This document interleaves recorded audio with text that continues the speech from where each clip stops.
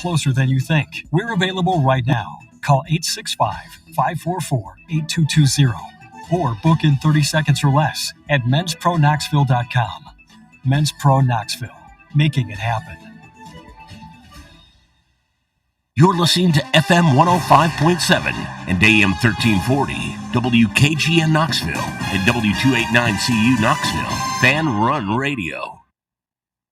Hey, folks, if you're in need of a lawyer, you need to call my friend Jerry Givens. I've known Jerry since high school and can personally vouch for him. He's East Tennessee through and through, and if you're going through a divorce, bankruptcy, or a DUI case, you'll need someone you can trust on your side to help you navigate the local legal system. You can trust Jerry Givens. Call the law offices of Jerry Givens today at 865-801-9250 to schedule your free consultation. That's 801-9250.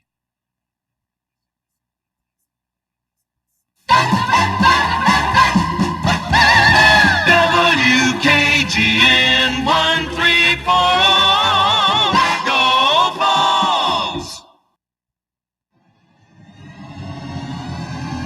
You're tuned in to East Tennessee's premier sports radio call-in show. This is The Drive.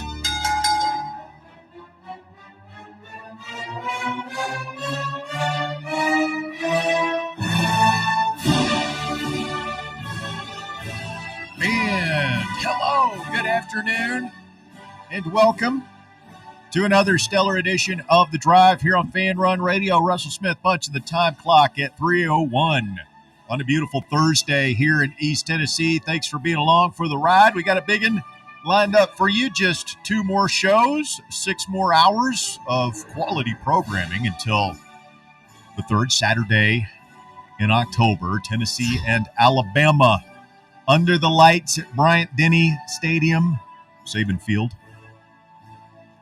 as the Volunteers try to snap a streak that dates back to 2003. And Casey Clausen to C.J. Phaeton on 4th and long to preserve that one. It's been a long, long time since we have drank from the keg of glory down in Dixie. I mean, all those guys are middle-aged now. I saw a video of Clausen earlier this week. Yeah, man, the frosted tips are no more. No. He's still got hair, but it's just he's kind of got a Baskerville thing going on there. It's it's a little thinner, a little grayer, and not. He's still one of the best that ever played here. Yeah, he is. Thank you. Blood and guts. I thought you were talking about me, the Road Warrior. You're one of the best we've ever had, too, Bob. Yeah. We've had a few through the years. You're right up there. Yeah, just you wait. I'll screw it up at some point. No, I mean, it's a team effort. That it is. Walker, you doing all right, buddy? I'm doing all good. Good to see you. Great Look to at see Chip. you. No hat today. No hat today. Didn't need one. Trying to mix it up a little bit. All right. I like it. Bob, I want to start with your reaction to Greg McElroy's comments, because I want to know, is this something we should be upset over, or is this a big nothing burger? Because I feel like everybody's got rabbit ears right now, and we're trying to make a lot out of Mikey Washington's comments last week. We're trying to make a lot out of Jeremy Bernard's comments this week about our defense. This is what former Alabama quarterback Greg McElroy said. He does morning show down there on WJOX in Birmingham with Cole Kubelik, and he's going to be on the call Saturday night with Sean McDonough, ABC. They were actually on the call last year of the game, and that went well. So here's what McElroy said this morning. Quote, "I am not the biggest fan of Joey Aguilar, but I liked what I've seen," which is kind of a contradiction, but okay.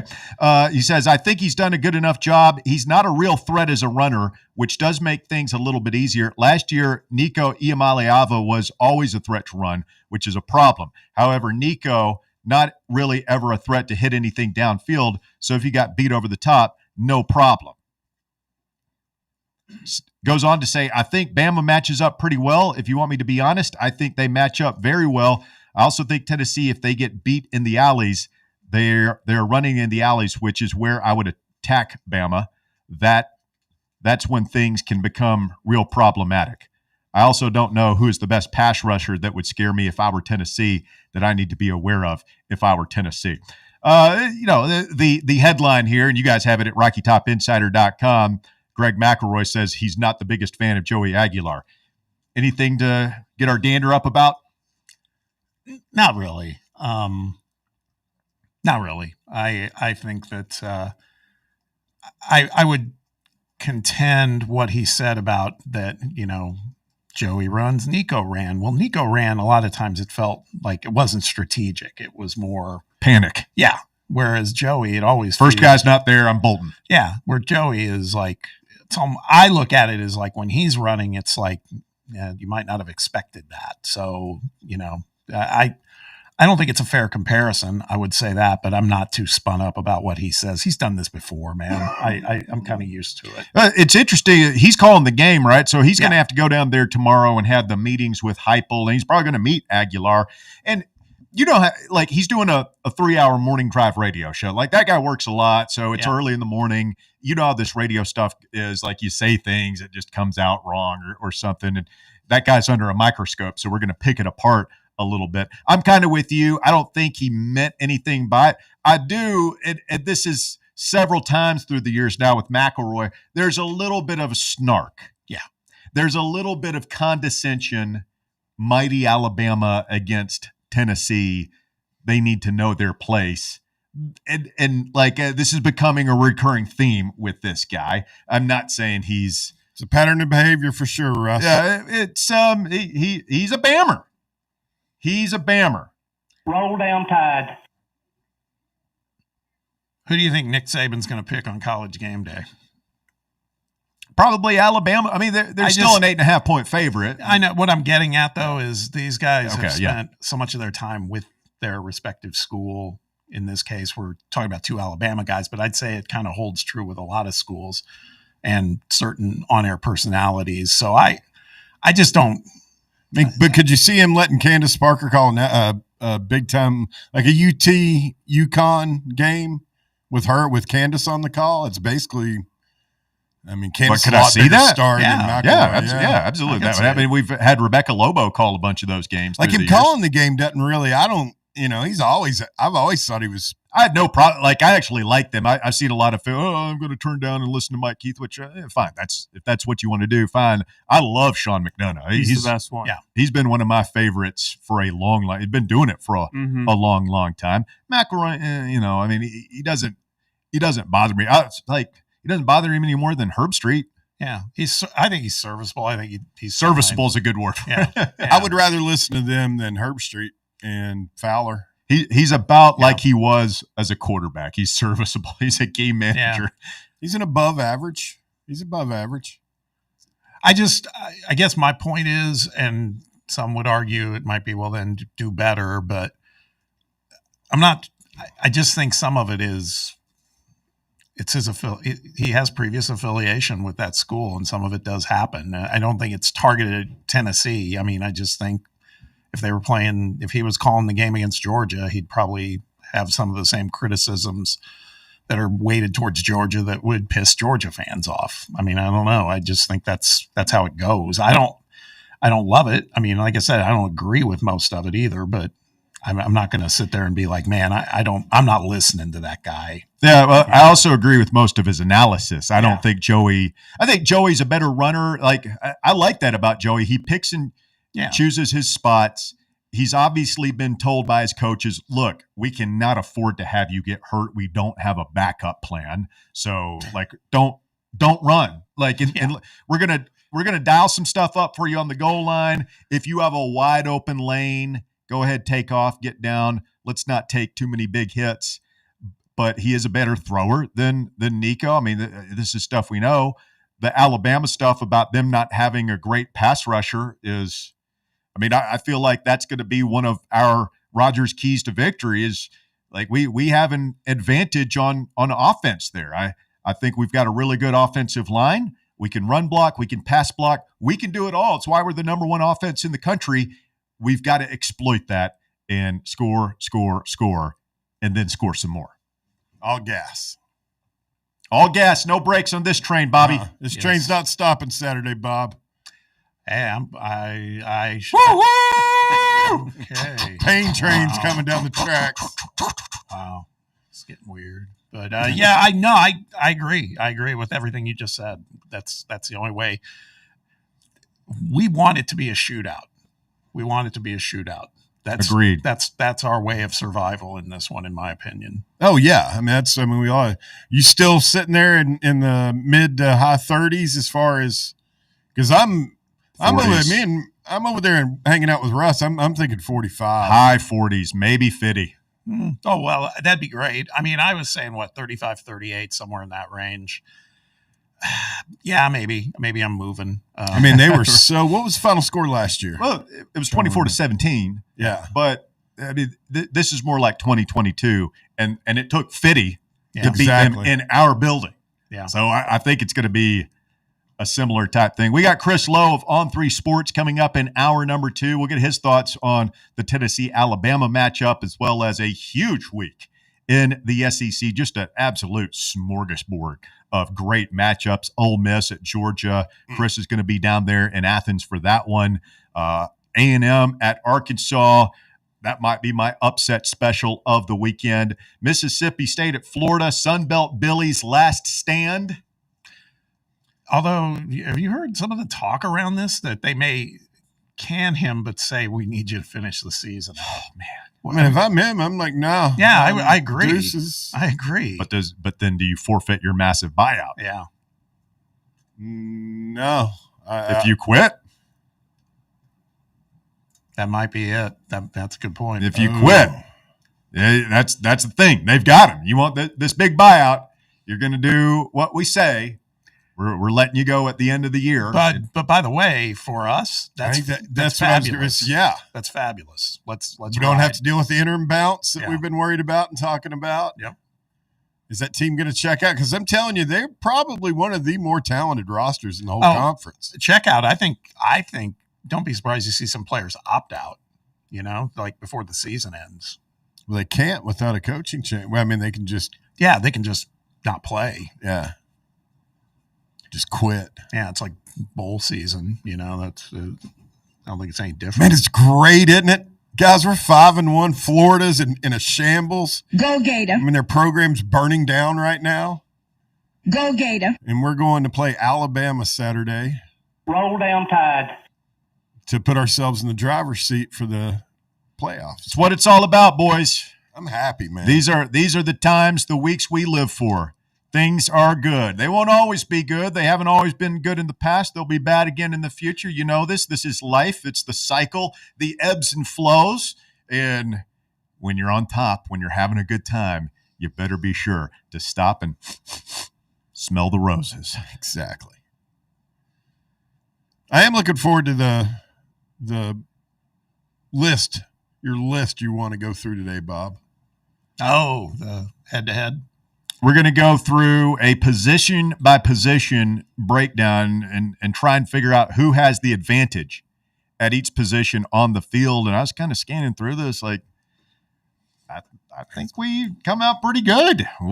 We'll go through it coming up here in just a little bit. It's some basketball chit-chat for you as well. A lot to get into. When we continue, the Rocky Top Report brought to you by Bo Kregner and the Kregner Group. We've got injury report updates for you. We've got uniform news for you.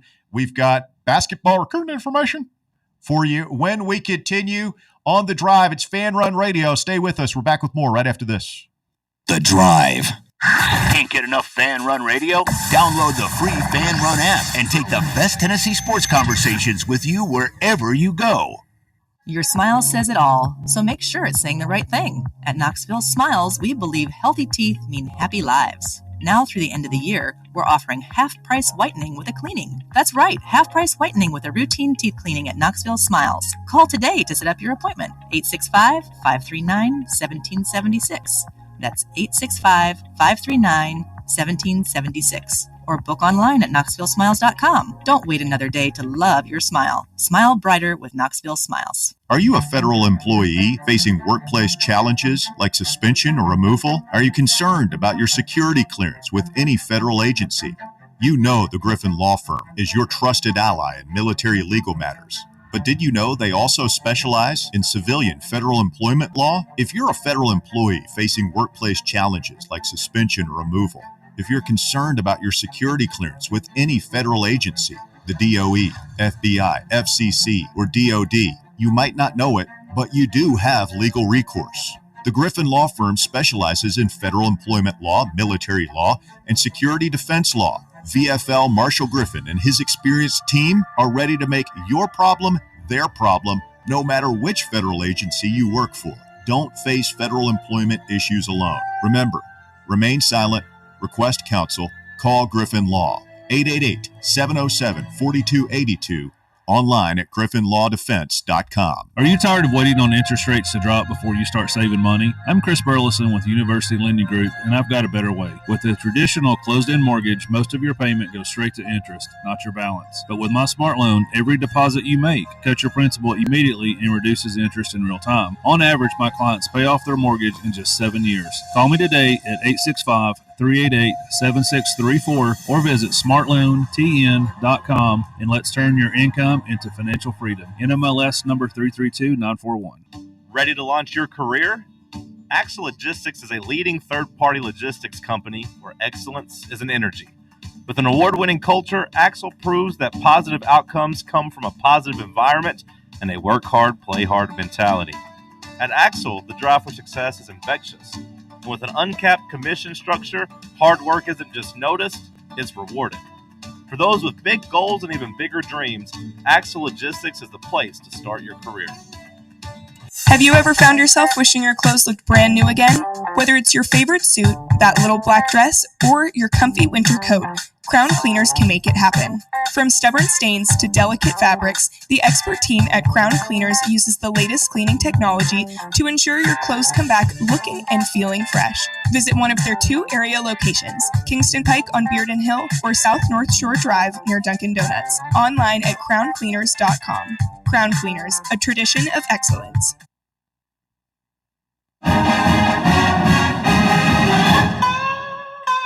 It's time for the Rocky Top Report, brought to you by the Kregner Group.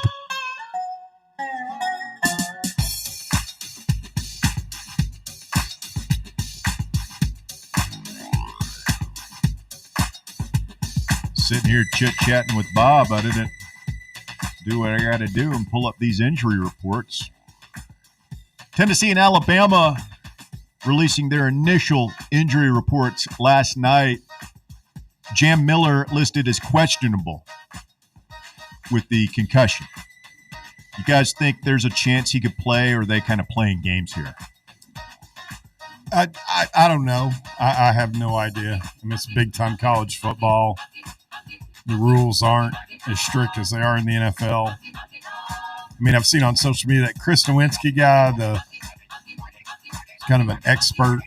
The former professional wrestler. He's the one who he runs the center up at Harvard that studies this stuff. But I mean, he's saying there's no way this guy should play. But will he? I don't know. Jalen Mbakwe, a wide receiver, also listed as questionable. And then they have a bunch of guys that I don't think are huge starters or rotational pieces or anything that are listed as out. For Tennessee, Jermon McCoy is out for this one. It's expected. I mean, Mustard Tosser had Bear living in his hopes and not his fears yesterday. It's true. Forgot about Mustard Tosser. Mustard Tosser swings and miss. Pretty quick. I backed off of it pretty quick, guys. You backed off of what? I retreated once I read another report that he had, again, this is all internet rumor, but he had swelling again. Oh, yeah. Catch-up Tosser refuted Mustard Tosser's report. I guess. Edwin Spillman, of course, out for the first half. Deshaun Bishop listed as probable. Ethan Davis is questionable. Rodarius Jackson, Travis Smith out, as Tennessee's wide receiver depth remains razor thin. I didn't hear about the Travis Smith injury. Did that happen this week? That was, I think, it was last week, right? Because it came out Saturday morning. It's like, I missed that one. Yeah. Well, Rodarius, I wonder if he just When he played one play, was that one play against Georgia and they broke him? Yeah, it sounded like a collarbone type thing. Those take 10 or so weeks to heal. So I think that you could get both of those guys back, hopefully the last month of the season or so, just because you have some depth. I mean, I hate to even say this, but it's eventually one of our wide receivers is going to have to miss a game, right? I mean, I hope not, but it seems like that's been the norm that's football.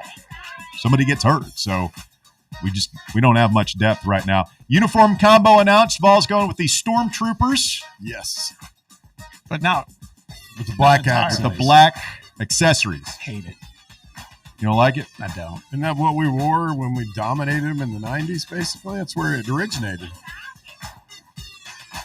I'm okay with that. I'm kind of with you, Bob. I think the white cleats with the orange, and I think that's a pretty clean look for us, but I don't know. Maybe we're sending a message here. We're black. We're going to be tough. Yeah, I mean, I think some of it. Physical. I feel like it's kind of like when in Rome, too, because that's Bama's look, too, with the black cleats and everything else. You're not physical. We're physical. Yeah. Send a message with your attire. Win the game, and I could care less what they wear. Here on that one. Tennessee's offensive line has been named to the Joe Moore Award midseason honor roll for the 5th year in a row. How about you all put a little respect on Glenn Ellerby's name? He's another one with Willie Martinez and unfairly maligned. Yeah. Vols are one of 24 offensive units in the country and 5 in the SEC on the watch list. So we'll see. Tennessee, of course, number 1 scoring offense in the country at 48.2 points per game. Tied for the fewest sacks allowed in the SEC, only 4.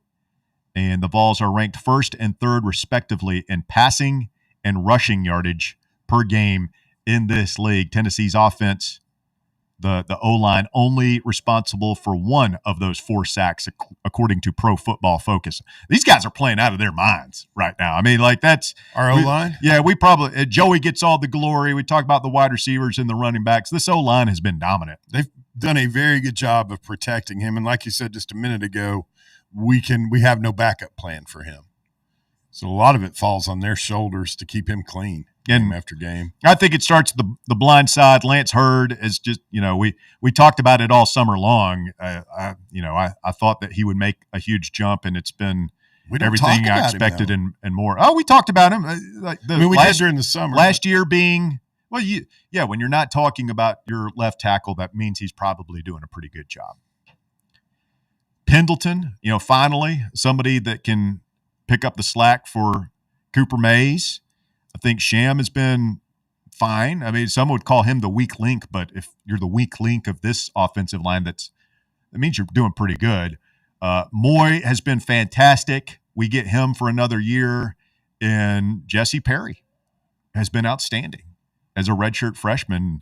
Well, I'm sure we'll continue to see more David Sanders as the season progresses and goes along here. One final note here. Tennessee gets a basketball commitment last night, and this one was not even on our radar. Marquise Clark commits to Rick Barnes and the Volunteers. Like I said, kind of out of nowhere, out of Chicago. He's a 6'2" point guard, ranked number 281 nationally in the Rivals Industry ranking, the number 55 point guard in the class. It sounds like this is another guy, Bob, that Rick found at the Peach Jam. He was scouting other players and was like, hey, I like that kid. And they kind of, it's similar to the Zakai Ziegler story. Don't want to put those kind of expectations on a guy we haven't seen play yet. But all of a sudden, boom, 3 basketball commitments with Ralph Scott, Manny Green, and now Marquise Clark. Yeah, I trust these diamond in the rough finds that these guys get, because I saw a little bit of, like I was saying at the scrimmage last week, saw a little Troy Henderson action too. He looks really, really good. Obviously, Zakai, maybe this Clark guy. They keep talking about everything's always based these days with these kids on wingspan, right? And he's like 6'2", but has like a wingspan of 6'7" or 6'8". So those are things that they feel like are developable. Yeah. You know? The scouting report I saw is like he can shoot it a little. He's got a good handle and everything. If there's a weakness to his game, reading the floor as a point guard, and to me, that's experience. Yeah. That's and teaching, and what better place to get it than in Rick Barnes' program in Absolutely. the SEC. So you got those 3 commitments now, and we'll see what they do in the portal. There is part of me that's saying, let's save a little room for the portal, Rick. There's good players out there. You can get them. Yeah.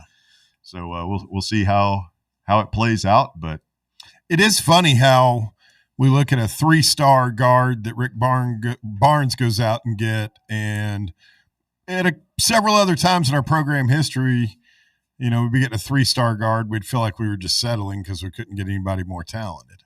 Does that make sense? I mean, there's a part of me, again, like could be totally wrong, but there's a part of me that's like, Oh, is there? Sure. Oh, yeah, with me, I just figure it's like top 200. But I mean, again, like what was Ziegler? I'm spoiled. I want the 5-star, the elite guys. And one of the reports I read from Rob Lewis over at VolQuest, who covers this stuff really well, said it's not. They're still on Miles Sadler and Duron Rippey, who are 2 of the top point guards in the country. And like this isn't expected to impact that at all. They still think they can get one of those kids. I just feel like with Barnes, with us getting this kid, I bet a lot more people are going to be putting eyes on him now. I'll tell you what's going to happen. This is what's going to happen with our point guard recruiting. You watch. Gillespie is going to be fantastic, and we only got him for 1 year, and people are going to be saying, go find me another one of them. And I know guys like that don't grow on trees, and we had the end because he was from Greenville and all that stuff, but if Jacoby Gillespie has the type of season I think he's going to have, I think that there's going to be, I don't say pressure because I don't think Rick Barnes feels pressure from the outside, but there's going to be a line of thinking in this fan base from not casuals who are like, yeah, you should go in the portal and find another elite point guard. Well, he's also, I mean, this would be his 3rd. I mean, do you think he's going to have like a Dalton Connect, Chaz Lanier kind of impact? Who's that, Gillespie? Yeah. I think a Lanier impact for sure. Maybe, I don't know about Connect. Yeah, I mean, Lanier set that's pretty big shoes to fill. Well, it might not be apples to apples. Like, he might not break Lanier's 3-point record, but I'm saying that much productivity on the game. Yeah. Mm-hmm. Yeah. All right, that is your Rocky Top Report. It's brought to you by Bo Kregner and the Kregner Group, who remind you that buying and selling homes become one of the most stressful situations modern American life has to offer. It's like watching Tennessee and Bama in a close game in the 4th quarter for 3 or 4 months. Luckily for you, Bo and the Kregner Group can take that stress off of your shoulders and make the modern real estate experience as easy as possible. Get it listed, get it sold, and move on. Call Bo Kregner today at 865-742-1035 for a free consultation. Tell him Fan Run sent you. 865-742-1035. Doesn't cost a dime to talk to Bo and ask him a few questions about your particular situation. He's online at BoKnowsHouses.com. That's Bo Kregner and the Kregner Group. Real estate the right way. All right, getting into this matchup a little bit here, Bob, and you were mentioning, like, you look at the overall stats, particularly for us, our defense, their offense, and you're like, ooh, this doesn't look great.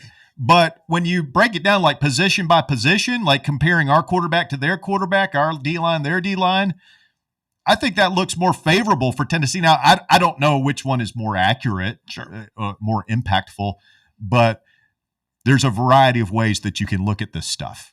Agreed. I think that's a good starting point here. We'll talk about offense and we'll talk about defense through this hour. And starting with offense, it was really it was a good exercise, and I think for the fans out there too, I think it's a good one because we've run the gamut this week in terms of where our heart and head is in this game. Whether it's thinking, man, we're going to go get blown out. We've heard that from some people.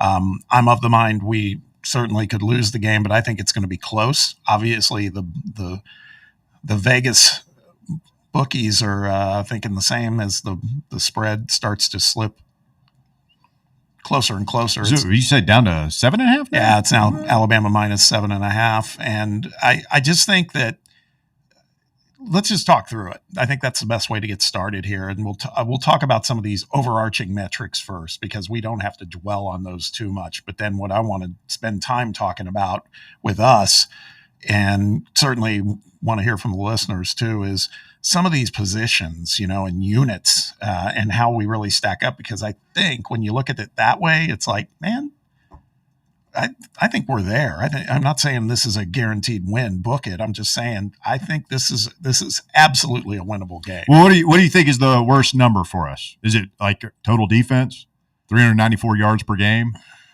100th in the nation? Just looking right now. It's actually, we could start with defense. Defense is the worst story of the two. Which one do you want to start with? Defense or offense? Give me the bad news first. All right. Well, let's do that. All right. So defense. Scoring defense. Alabama ranks 22nd nationally. But by the way, that's only 7th in the SEC at 17.3 points per game allowed. Tennessee is 107th nationally and 15th in the SEC. Only Arkansas is worse than us in terms of points allowed right now. Tennessee allows over 29 points a game. Total defense, and this includes yards, Alabama's ranked 18th nationally. Tennessee is ranked 101st. Passing yards allowed. Alabama is 3rd nationally. 136 yards per game. Tennessee 122nd nationally. Now, third down conversion, this has been something I've been very, very angry about when it comes to our guys. When you compare these two teams together, it's not that bad. Alabama is ranked 65th in third down conversion defense. Tennessee is 70th. Now, let's talk about some of the explosive stuff. Tennessee is ranked number 1 in the country. We know that in terms of sacks, team sacks. Alabama's ranked 99th with just 1.5 sacks per game. And they've been that way, dating back to the Saban era. Even when they had the number 1 defense, and they were never a big sack team. Right. They're always just down in distance, keep you behind the sticks. Yeah. Sound tackling, really good play on the back end. Tennessee ranks 2nd nationally in terms of defensive TD scores. Shouldn't be a surprise. We've had some big ones there. We have 4 of them on the season. Red zone defense. This is not good for Tennessee. Alabama's ranked 19th nationally in red zone defense. That's 2nd best in the SEC. Tennessee's ranked 111th. In red zone defense. Yeah, I knew it was bad. I didn't know it was going to be that bad.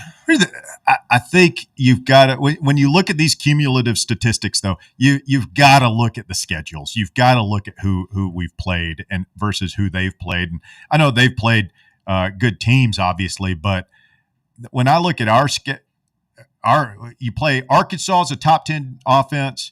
You play Mississippi State, who I don't know where they rank, but to my eye test, I think they're pretty darn good offensively. UAB can move the ball. They've put up yards and scored points. That's a veteran quarterback down there. That and we played Georgia. ETSU take off the table. Obviously, Syracuse, pretty good offense. So that was before Angeli got hurt. Yeah, and I'm not saying that our defense is great. It's not, but it's. You have to take into account who we've played. Yeah, I mean, Alabama has played Florida State. They're pretty good. Not great. Louisiana Monroe, Wisconsin having a tough season. Georgia, Vanderbilt, Missouri, very good offenses. They ain't played nobody like us, Paul. They ain't played what they're getting set to see Saturday night. The strange thing to me is that they're so bad in sacks, but they're giving up so little passing yards. You would think that they would be getting more sacks. Because if they let Joey sit back there, we've got receivers good. I mean, as good as their secondary is, Brassel's being talked about as a first-round draft pick. We proved it in 22. We've got, in other years, we've got receivers that can get open on those guys. I'm just sitting here looking. We have to give Missouri some credit. They are 7th in the country in total offense. Okay, so they have. They haven't played anybody other than, I guess now they have. They played a pretty weak schedule for that first month. True. This is their first road game of the season. First road game, and they played somewhat soft schedule. They play at Auburn Saturday night. First time Eli's taking that team on the road. Yeah. That's crazy. Is Auburn going to bow their back up? They better. Well, I think so. If they want to keep their coach for a while, but maybe they don't want to keep him. So let's talk about the defense then before we hit a break. Let's talk about just maybe not go position by position, but units. Let's talk about the defensive line, that Auburn offensive line against our defensive line. I feel that's the strength of our defense right now is what we're seeing on the front line. Would you agree? Oh yeah. I mean, it's without a doubt. It's the only strength. Yeah, I know. That's fair. I look at it that way, and I think, now at the same time, you got Auburn's offensive line with talking about Alabama. Yeah. Sorry, I was thinking I had Hugh Freeze on the brain. They got Parker Brailsford, who's been there for a while. They have Caden Proctor, who we need to lay Caden Proctor out. Is that even possible? Yes. Yes, it is. Who's going to lay a 6'6", 350-pound man out? He leaves his feet against Tennessee. He's liable to lose a ligament or get concussed. I can promise you that. Let's just say their offensive line is, You're right. They're right. They got tackles terrible. Big guys. Yeah. And they're soft over on that right side. Yeah. As far as their defensive line, if we're just measuring their defensive line against ours, they've got guys, man. LT Overton, Tim Keenan, and then the linebackers, Deontay Lawson, Justin Jefferson. Jefferson's their leading tackler in terms of total tackles. I think they've got a nasty defense, honestly. It doesn't mean we can't score points on them, but I do too. This is the second most talented roster in the country, according to the 247 talent composite. So yeah, they've got players, but I keep coming back to, man, I don't think I know they haven't seen a receiving core like ours. I agree. And I don't think they've seen an O-line like ours. And it's going to be tough. It's going to be a stiff challenge. I don't think we'll go through them like a hot knife through butter, but I think we can have some success against them. I think Heupel is going to, I think he's going to have a great plan, man. I think most of it's going to come down to us. Can we execute? Can we stay out of our own way? Yeah. And play clean, pre-snap penalties, dropped passes. If we could stay out of that stuff, I think we can put up a big number on them. Let's talk for a minute about our defensive backfield versus theirs. That feels a little unfair at the moment. No, theirs is much better. It's much better. We've got the best overall, but they've got a complete balanced secondary. Yeah. We've got the best overall what? DB in the game. I don't know, but I don't know who they have back there. I'm guessing they have a couple 5-stars back there. Keon Sabb is one of the leaders on that team. He's their strong safety. Bray Hubbard, free safety. Xavier Brown. They've got guys, man. To your point, Bear, we've got, if this were on paper at the beginning of the season, it's like our defensive backfield could stack up with theirs perfectly well, but without Gibson, without McCoy, Colton Hood's been a really nice find, but I still feel like they've got the edge. Oh, yeah, absolutely. You put Colton Hood on their best receiver, who's not Ryan Williams. Apparently, the Meadows kid was supposed to be playing more of Ryan Williams snaps last week because Williams. What is his injury?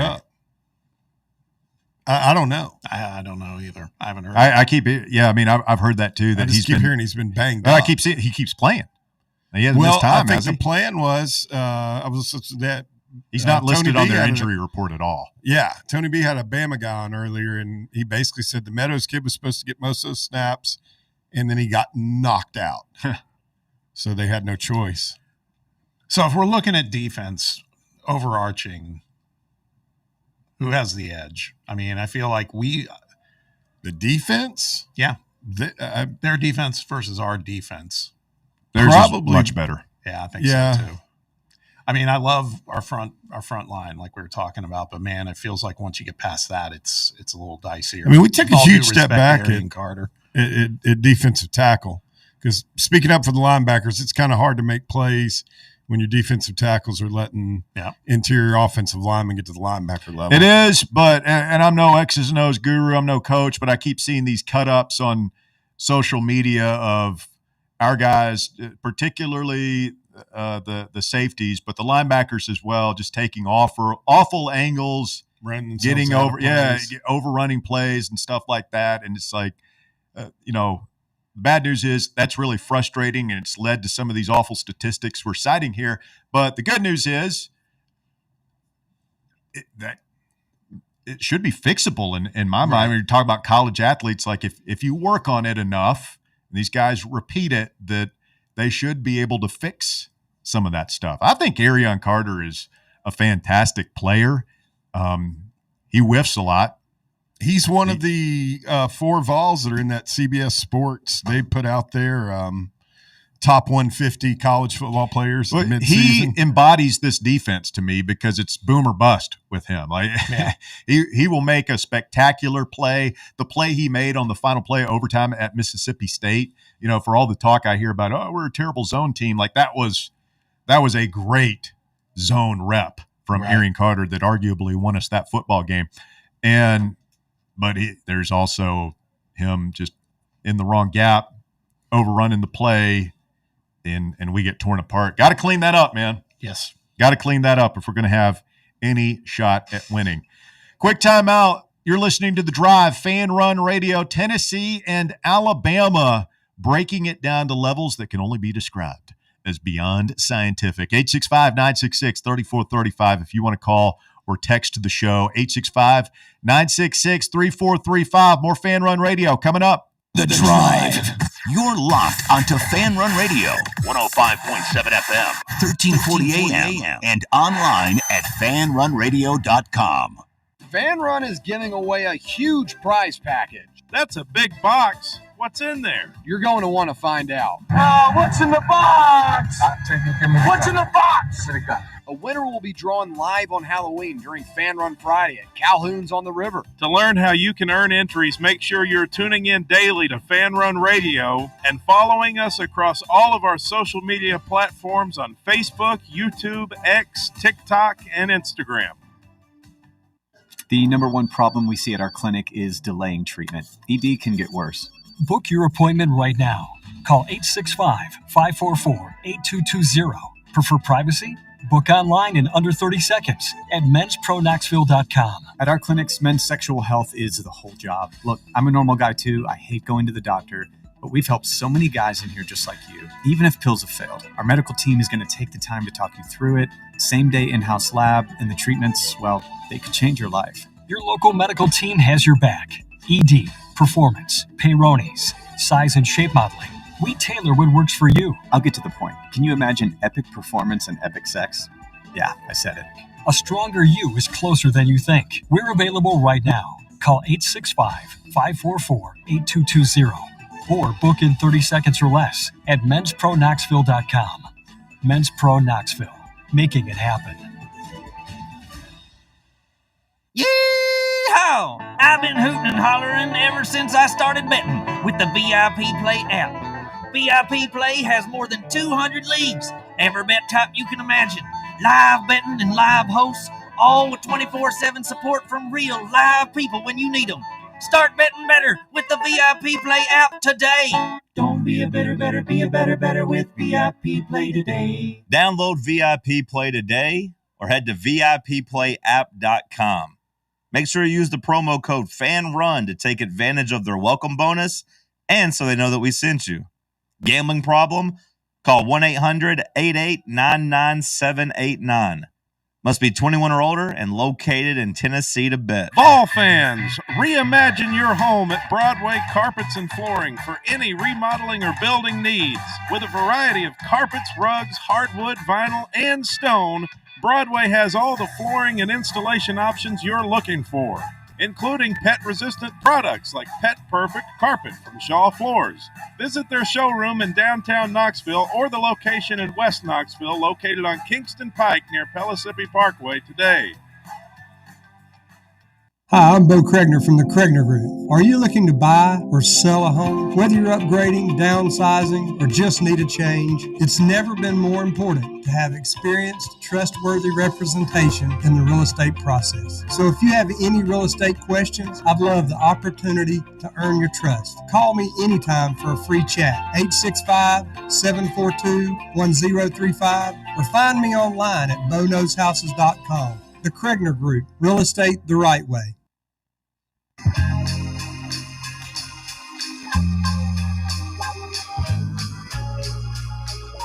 The Crown Cleaners Crown Pick of the Week contest is live on Facebook. Go to facebook.com/The Drive with Russell Smith and give us your score prediction for the Vols and Bama.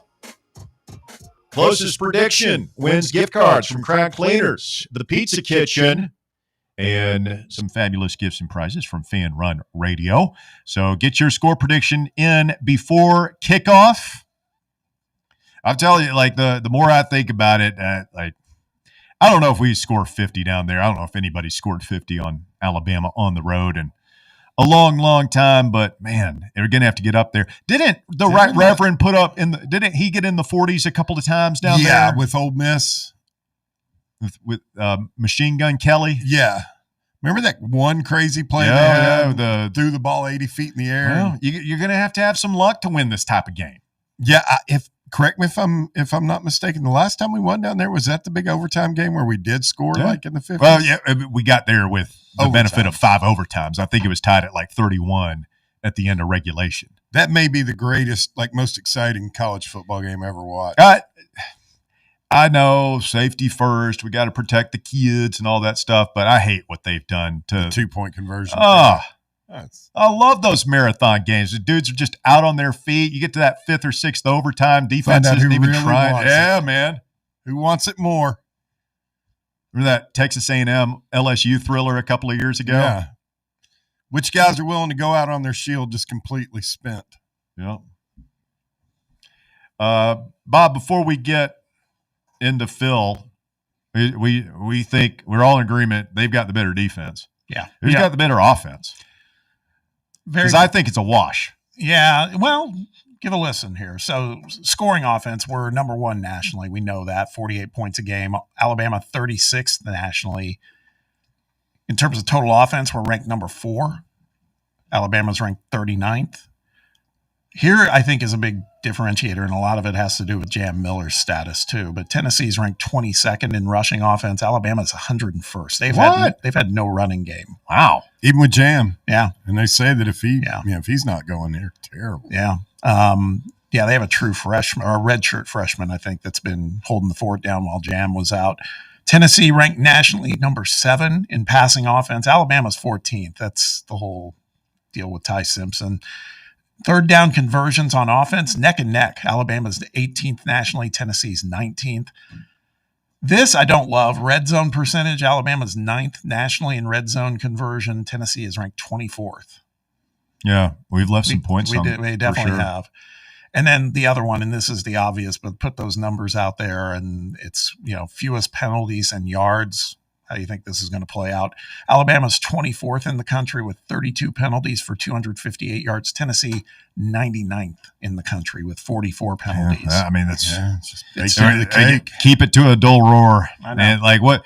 Over under 8.5 penalties. Where would you set it? Set the number? Yeah. I think 8.5 is good. Even factoring Tuscaloosa into it? Mm-hmm. Okay.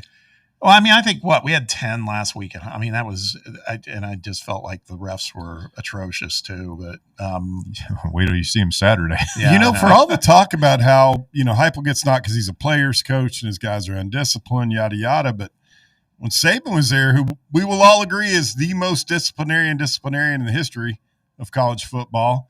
I mean, that's one of the reasons we beat him in 22. Oh, yeah. They had like 200 yards of penalties. He was like at Butch Jones levels of meltdown in that game as far as how angry he was on the sidelines with it's critical with his guys, with the officials, you name it. Because you're right, that was a big difference. Was the discipline they've actually cleaned it up under DeBoer. I feel like. Well, I said it. I think it's a draw. I do think we have a better offense than them. Do too. I do too. I wonder how much of that is canceled out by the fact that we're playing down there. I think a night game at home for them is a significant advantage. It is. And I am going to be interested to see, because I mean, at least on paper, if you look at efficiency, everything else, you know, and nobody wants to hear it, but I mean, they have at least they have the edge at quarterback. They do. And people can disagree with me all they want. That's just my point of view on it. I think we'll find out on Saturday. Yeah, exactly. That's what I want to see, is this kid has played really, really clean. Can he do it in a game of this magnitude? Because this game's going to matter. We talked about it. You know, it's like him and Joey. Which one are you talking about? I'm talking about Ty Simpson. Oh, yeah. I want to see him do it with two legit future NFL speed rushers getting after him. Yeah. No, that's what I'm saying. I think this is going to be a true test. If he has a big game against Tennessee, then I start to believe, okay, yeah, the Heisman consideration makes more sense, everything else. I'm not there yet, though. I think it's really close with these quarterbacks, man. Yeah.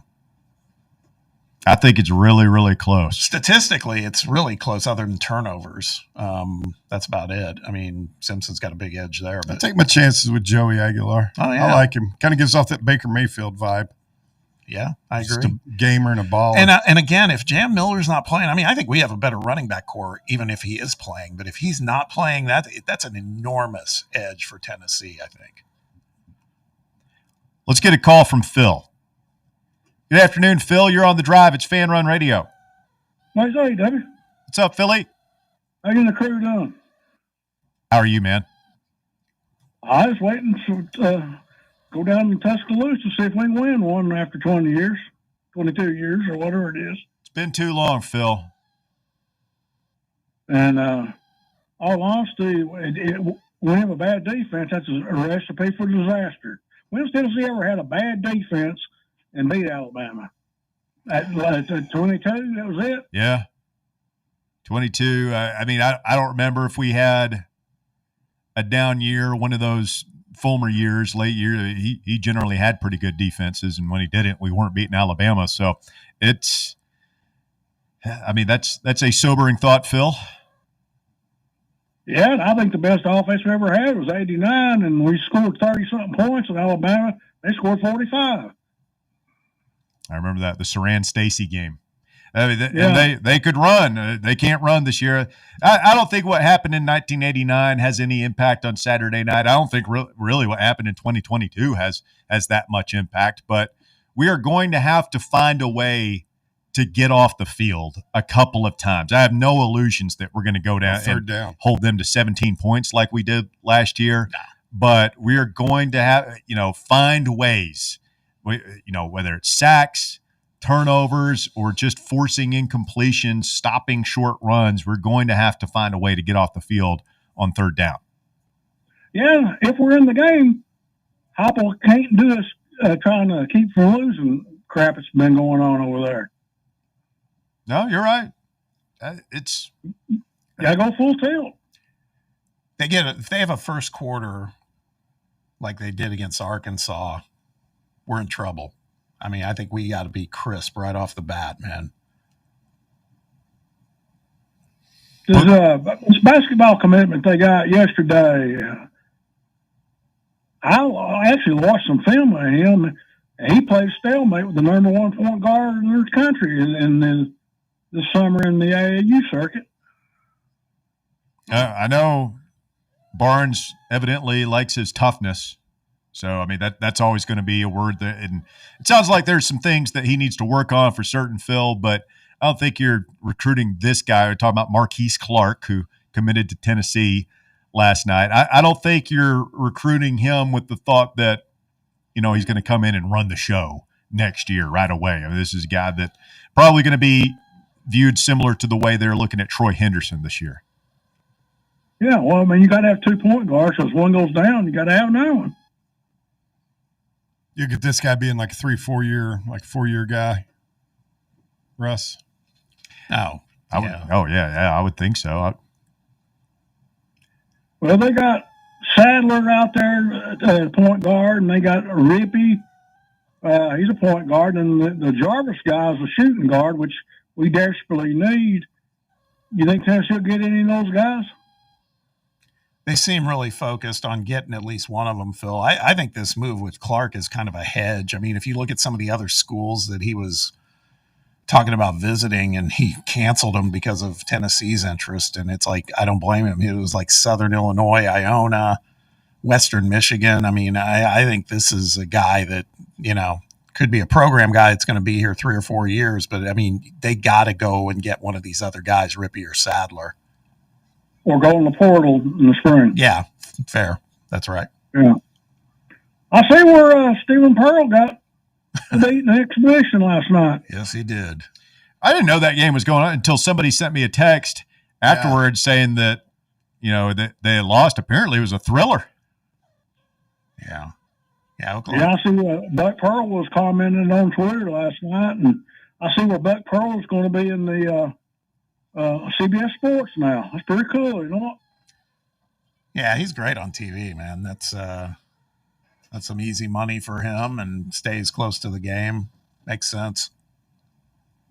All right, guys, we'll see. Thank you, Phil. Appreciate the phone call. 865-966-3435, your number if you want to get on the show this afternoon. Coming up, hour number 2, we got Chris Lowe of On3 Sports set to join. We'll talk to him about all the big matchups and the coaching carousel, which is already spinning wildly out of control.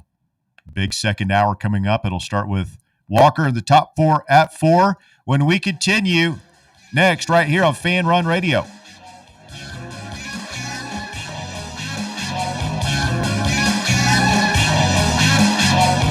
The Drive. Citizens National Bank. We believe a good game plan is essential for success. With a CNB Plus Perks checking account, you'll save money with cell phone protection, roadside assistance, identity theft protection, and more. Banking at CNB has its perks. Find out more at cnbtn.com. Citizens National Bank. Banking never felt so good. Member FDIC. It's time for the North Knox Siding and Windows High School Football Player of the Week. Brought to you by North Knox Siding and Windows. Call 865-689-0505 or visit them online at northknoxsidingandwindows.com. This week's North Knox Siding and Windows High School Football Player of the Week is Karns High School quarterback Austin Slover. Slover led Karns to a 51-12 win over Morristown East last week. Slover completed 22 of 31 passes for 302 yards and 4 touchdowns as the Beavers won their 3rd game of the season. Karns High School's Austin Slover, this week's North Knox Siding and Windows High School Football Player of the Week. North Knox Siding and Windows, locally owned and operated. They can handle all your siding, window, gutter, and roofing needs. Call 865-689-0505 for a free estimate or go online to northknoxsidingandwindows.com. Hey, Vols fans, Cody Brown here. I grew up right here in Tennessee and know what it means when someone says, I've got your back. That's why you can trust Farm Bureau Insurance of Tennessee. Whether it's your home, your vehicle, your family's future, or the business you built from the ground up, we will show up for all of your insurance needs. We are Tennesseans who understand what matters, which is doing right by you. Insurance is not all about just paperwork and policies, but it's about the people we insure every day. So if you want insurance that hits home, give me a call at 865-992-3871. Go Vols. Barley's has live music on weekends, general team trivia on Wednesday nights at 8 p.m., and now live sports trivia courtesy of the Knoxville Trivia Guys every Thursday night upstairs. The game starts at 7 p.m. and is free to play for everyone, so head on down to the Old City and show off your sports knowledge and win gift cards to Barley's. Use those gift cards to buy some delicious food and drinks, and you can take it all in with their wide selection of TVs and indoor projectors. Barley's Tap Room and Pizzeria. In a world filled with deadlines and screens, sometimes we forget the simple joys of life, days filled with special moments. At Inward Half, we understand the essence of these moments. Feel the difference between our breathable fabrics and flexible apparel as you disconnect from the hustle and bustle and reconnect with what truly matters. Inward Half. Simple luxury for on and off the course. You're listening to FM 105.7 and AM 1340 WKGN Knoxville and W289CU Knoxville. Fan Run Radio. Is that old tree in your yard starting to lean a little too much? Branches hanging over your roof? Don't wait until it's too late. Call ECR Total Landscapes today. At ECR Total Landscapes, we specialize in safe, professional tree removal, trimming, and storm damage cleanup. So if you've got trees that need to go, now is the time to give us a call. Plus, we're offering free stump grinding now through the end of the year when you use or mention promo code FANRUN. That's right, free stump grinding for Fan Run Radio listeners. At ECR Total Landscapes, we live up to our name by offering total landscape services. In addition to tree cutting, we also offer a wide range of landscape installation services and custom monthly maintenance packages that create stunning outdoor spaces tailored to your vision. Give us a call today to schedule a free estimate at 865-384-2012 or just visit us online at ecrtotallandscapes.com. It's time for the Drive Stop 4 at 4.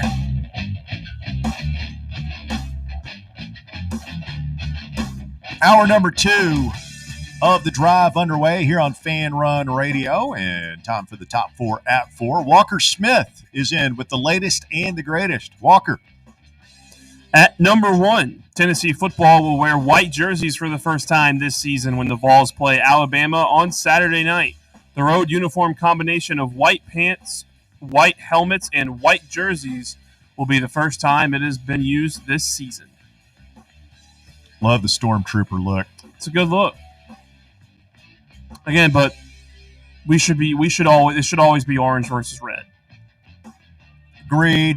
I think we break out the orange britches next week at Kentucky. I've always said you wear orange britches at Kentucky because whenever they see that color orange, they absolutely just poop down their leg. Yeah. Curl up in fetal position. Yeah. So I say break out the orange britches with the white jerseys next week, but we'll tackle next week. This is about this week. 1 week at a time, as the coaches say.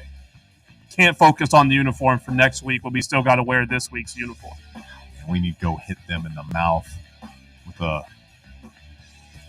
one-play touchdown drive. Oh, yeah.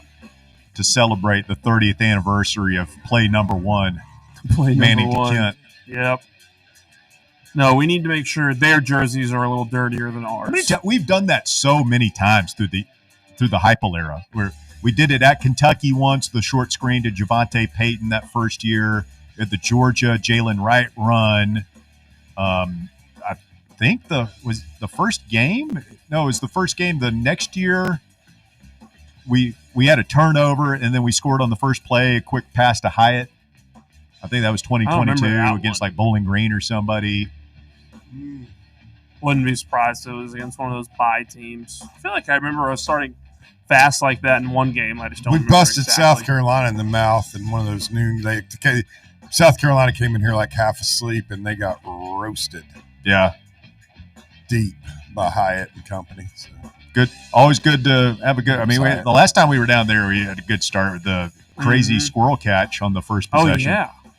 Honest to God, in 21, we had a good start until that horrendous cheap shot they took on Hendon over on the sideline. You remember that? Where they didn't call him for targeting, but they targeted him. So. Scoundrels. A lot of them. At number 2, former Auburn head coach Bruce Pearl will be appearing on coverage of the sport of college basketball this season over at TNT Sports. He will be a part of their studio coverage featuring Adam Lefkoe, Jalen Rose, Jamal Mashburn, and Chris Webber for the network's expanded work in college basketball in the regular season.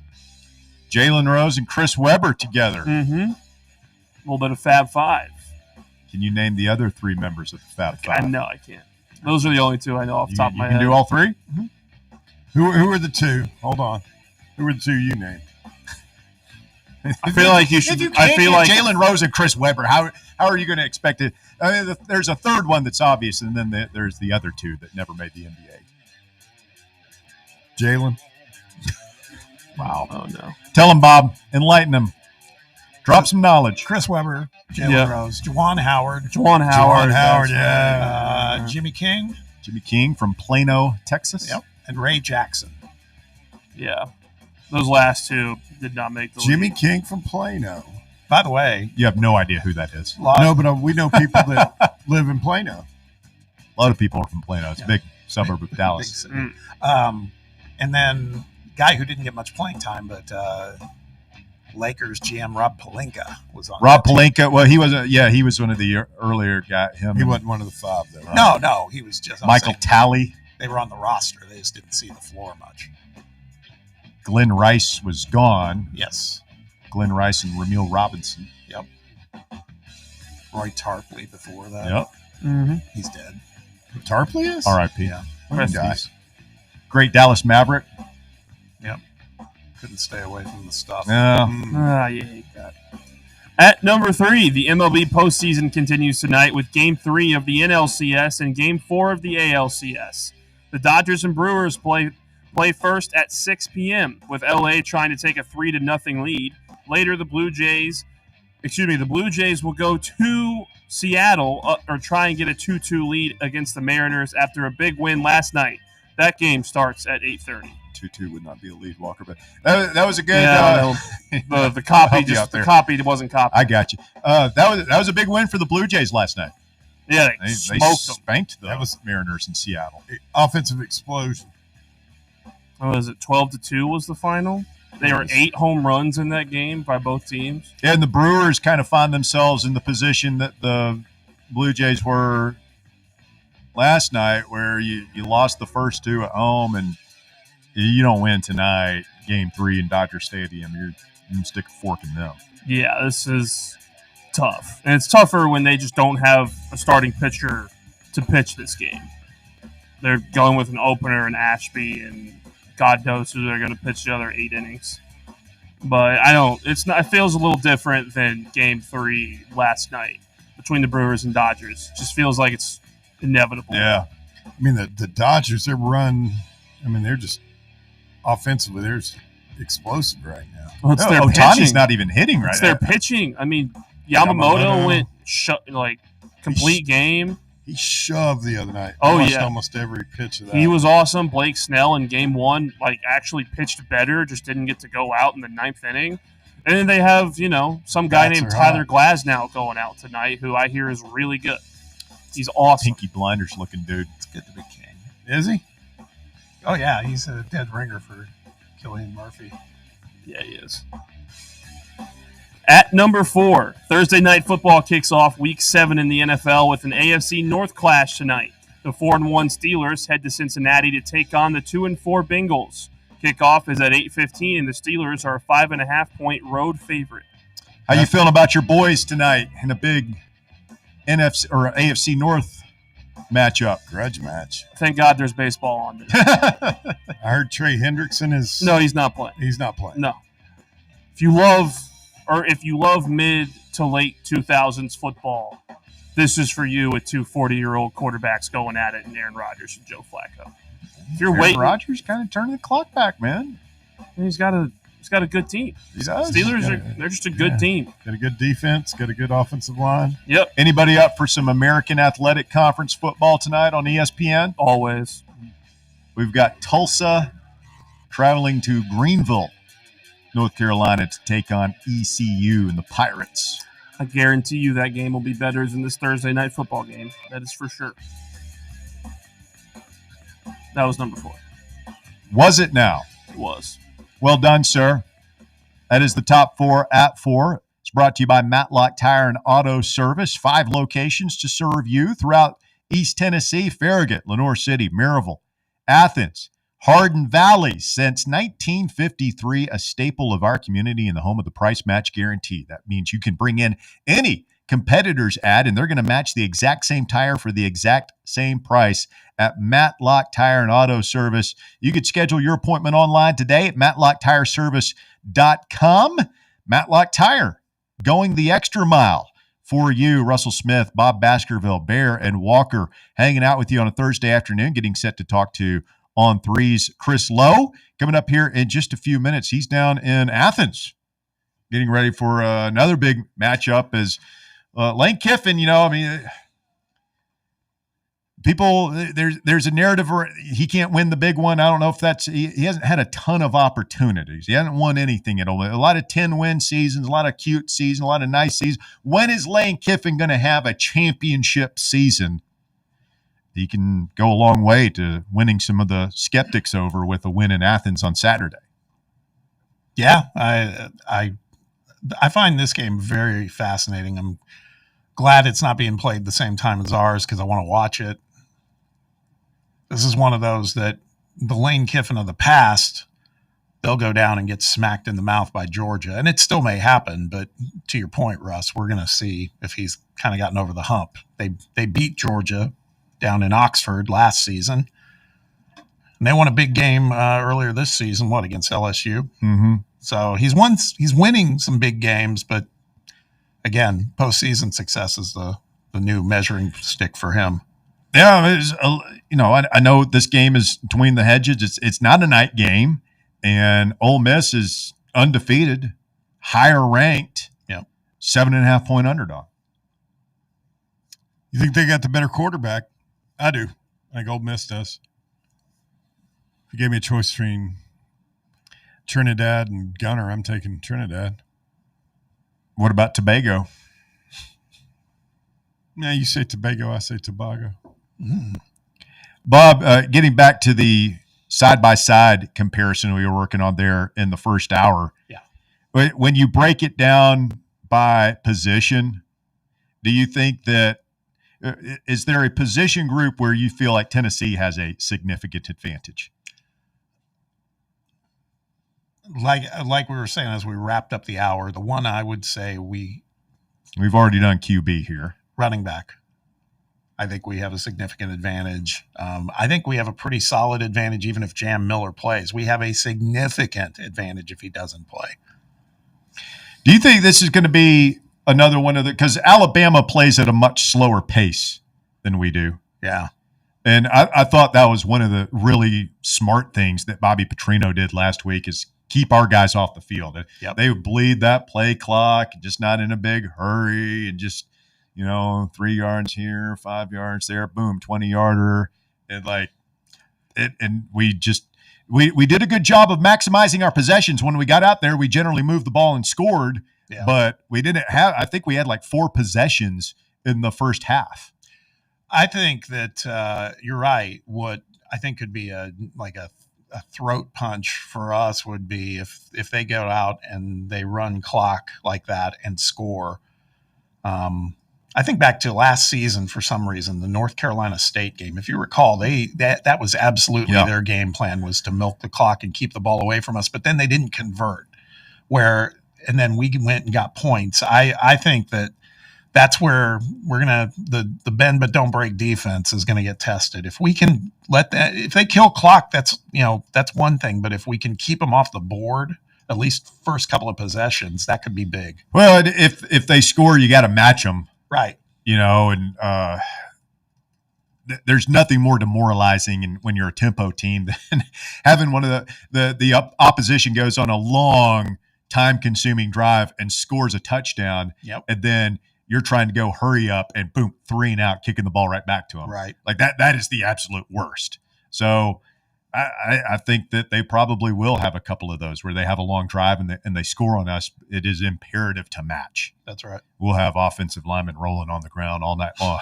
Or just we got to limit the 3 and outs. Can't have a bunch of those. For us, you mean? Yeah. Yeah, it's true. I mean, the only other position area that we haven't discussed, but I feel like it's kind of a toss-up right now. I mean, I would dare say maybe we've got a slight edge in it is the receiver room. See, I think that's about a wash, man. I think their 3 are really good. Yeah. I mean, Williams. I think where we've got them is on the O-line. Yeah, I agree. I'm not familiar with their tight end situation. Not very productive from what I can tell. I mean, I don't know what they use them for. Ours is solid. Like I don't think Kitzelman is a game breaker, but he's there for you.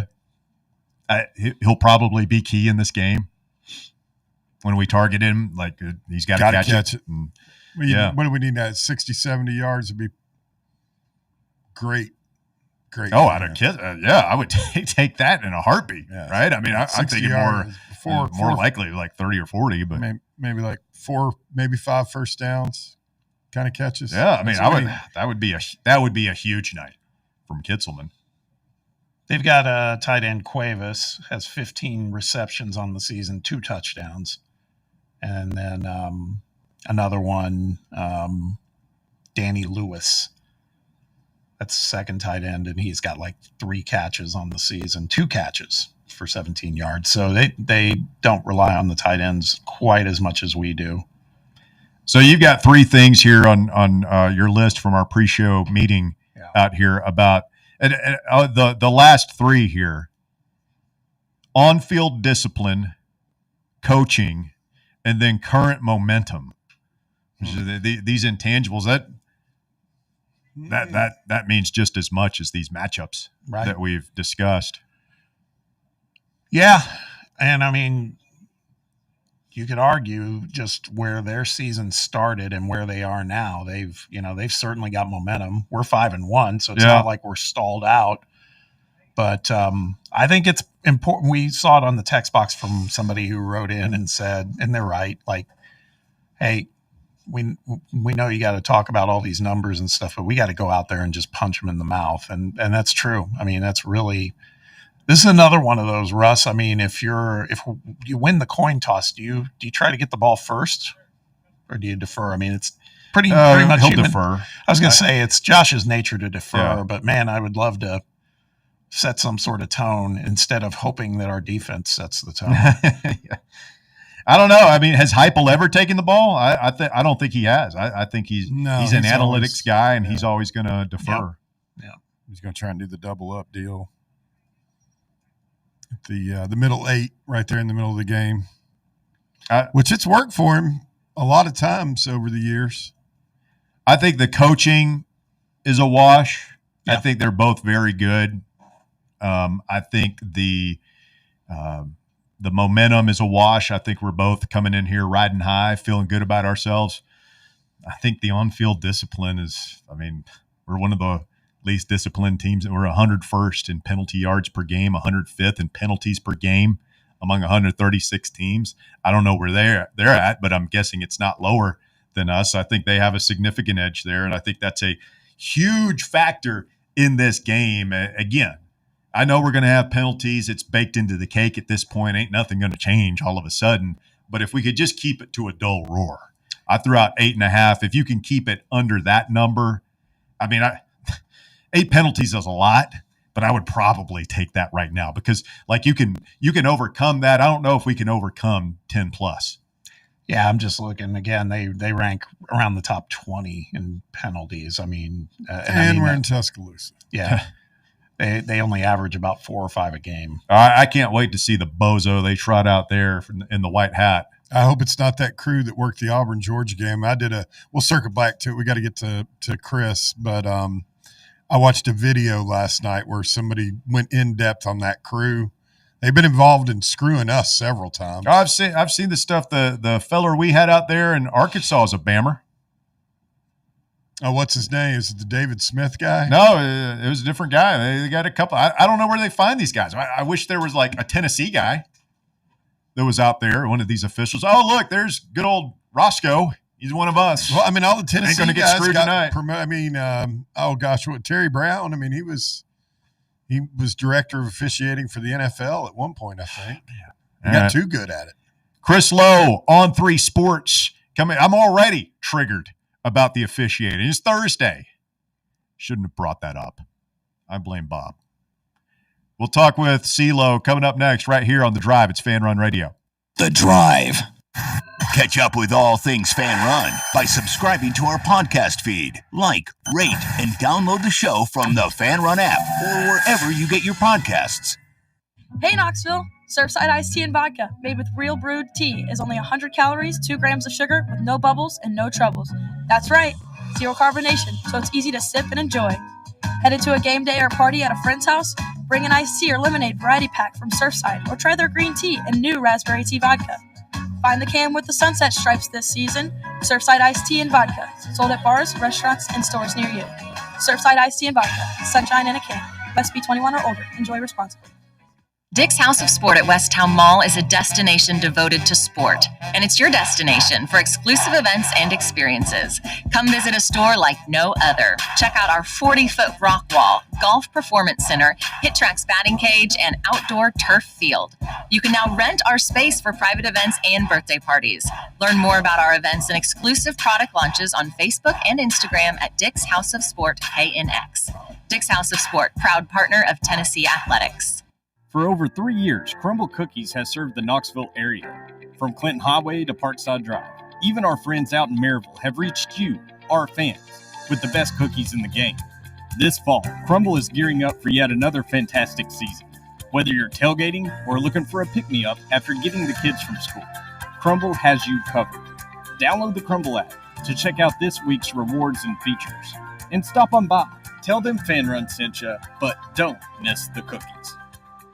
Blackford Veterinary Surgery Referral specializes in surgeries not regularly performed by your pet's general veterinarian. They're currently accepting referrals from vets all across the country.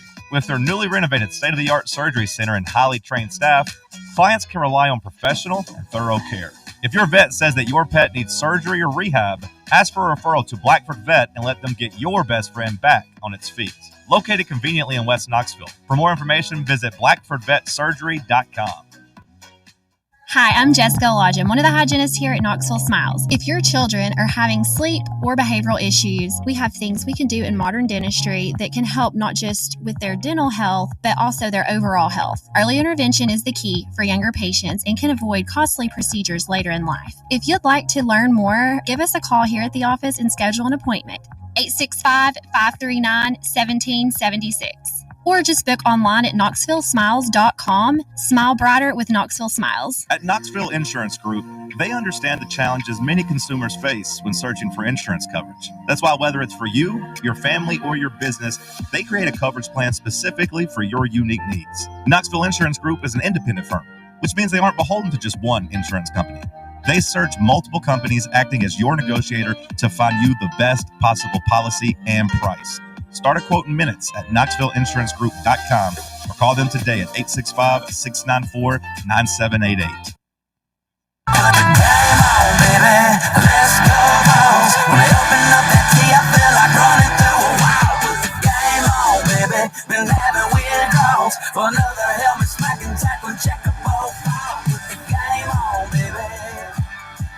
Fan Run Radio, the drive continues, 105.7 FM, 1340 AM, streaming online, fanrunradio.com, and on your free Fan Run app. We're also on YouTube. Shout out to the freaks on the Fan Run TV channel. This is The Drive since 2010, doing it every afternoon, 3 to 6 for 15 years and counting. Wow, strange trip it's been. Yep. Tried to connect with Chris Lowe. He's down there in Athens doing some interviews and stuff. So we'll put that on standby for the moment. Well, we've got a minute. This story coming out today about Kentucky's basketball payroll. Reports that their NIL payroll is reportedly around $22 million. The highest in the sport. So that's not just the revenue share. Right. That's on top of the revenue share, whatever their basketball team is getting, an extra $22 million on top of it. Highest in the sport. That's higher than a lot of football. Higher than some. Yeah. Yeah. I'm sure it's big. I'm just the number still leaves me a little skeptical. I'm just wondering if it's really that much. A little bit of gamesmanship there. I mean, it's a good recruiting tactic if you're Mark Pope. Right. Have this floating out there. But make no mistake, they're dropping a bunch of money no matter what it is. I mean, it's more than Tennessee's got for NIL. I promise you that. It's a lot more, whatever the number is. That's what makes it more delicious when we beat them.